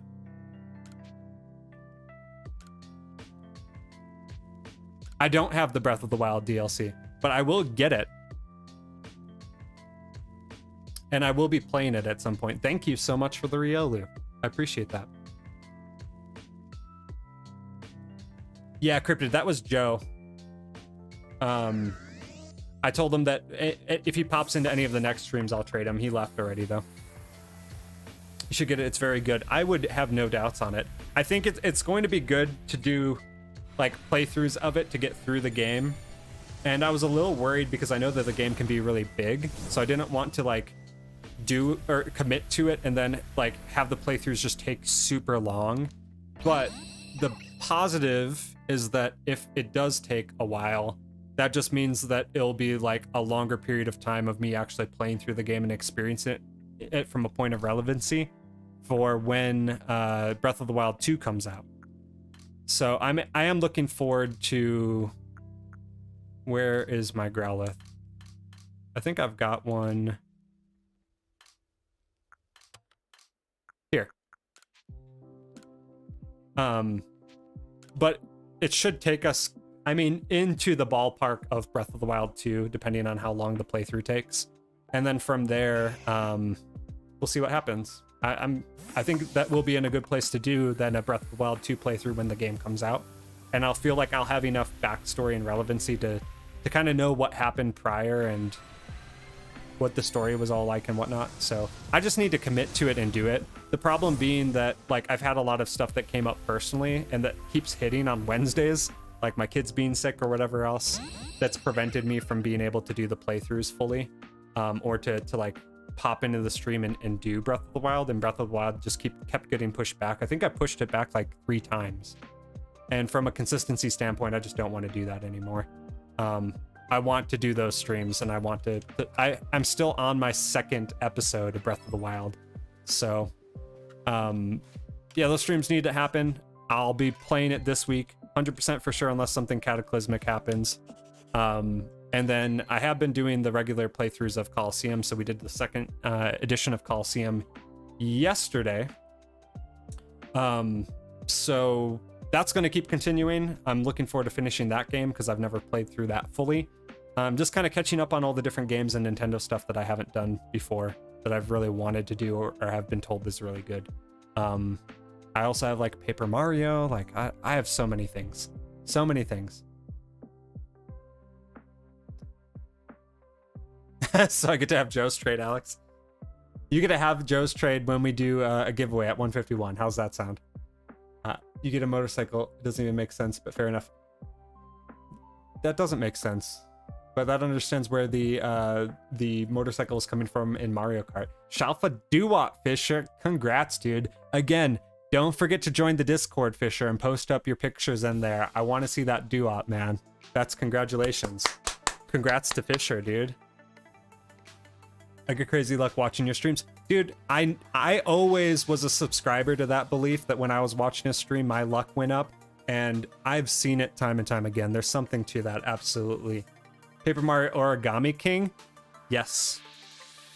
Yes, Flo, you know it. Flo's in the Discord for sure, yeah.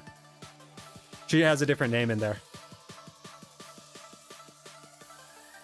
So, thank you guys so much for an amazing stream tonight. Let's find someone to raid real quick.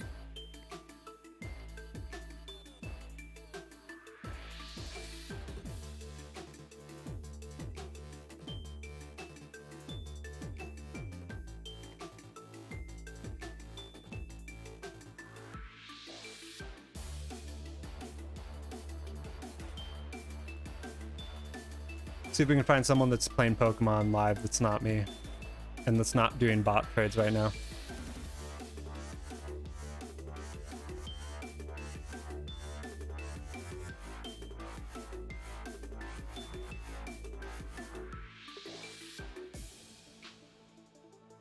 It's like all link trades.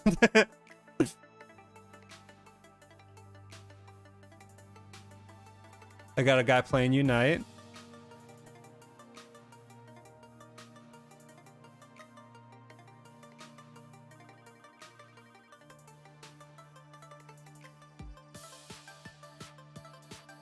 Are you guys seeing anyone that I might be missing that is live right now playing Pokemon?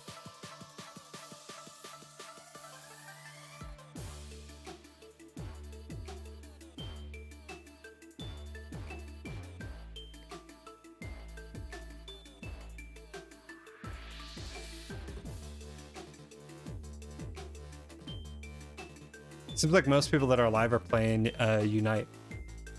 Filled up over a full box thanks to your videos, man. Dude, I'm so glad to hear that you're having good luck, my friend. That's exactly what I hoped to accomplish when doing all this stream stuff, is like helping people learn methods and helping people do fun stuff, you know? To get some luck, to get some shinies that they maybe hadn't thought about getting before. That's what it's all about.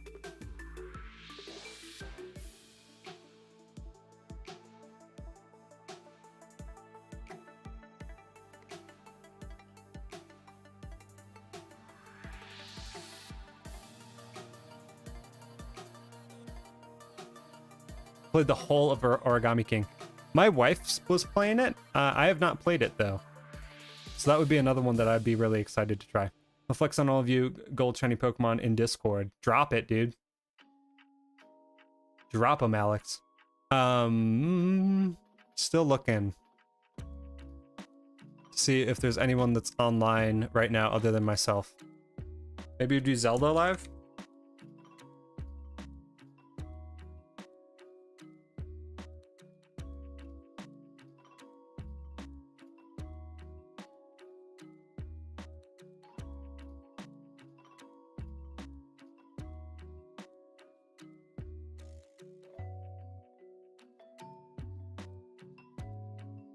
Yeah, Japanese people mostly live right now. I think it's too late. So basically all the Paper Mario games are so good. Hey, you're awake. I look forward to seeing you shortly.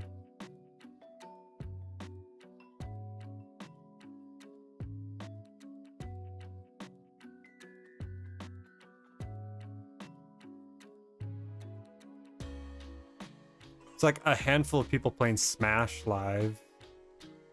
But I'd prefer it to be like Pokemon, you know? It's like the one time that I have over like 10 viewers and then like there's just nothing going down.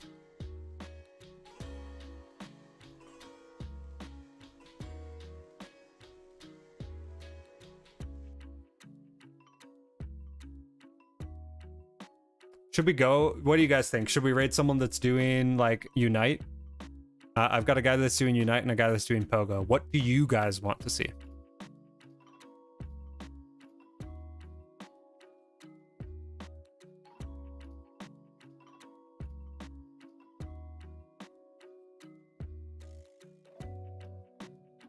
Join.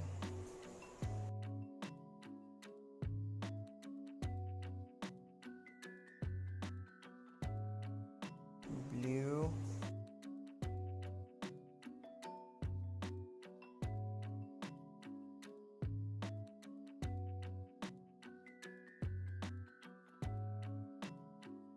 Going to bed, dude. Please, Yeah. I'm not really seeing anyone online that's like maybe...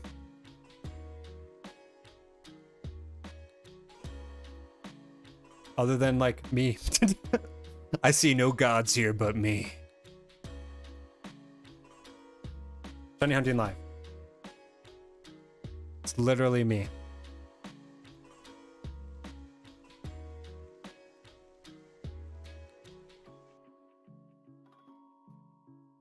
Alrighty. Well, I guess we'll just end it here. Hoping that we could raid someone, but hey, if I'm not finding it, I'm not gonna spend all night keeping you guys up here. Monk Chevy. Thank you guys for being here. Thank you guys for the support. Cryptid, thank you for staying up late with me. I've been having a great time chatting with you. I greatly appreciate you. Thank you all. Thank you, Flo. Thank you, Slide. Thank you, Fisher. Thank you, Alex, for downing the coffee and racing alongside us, even though we didn't get any luck tonight.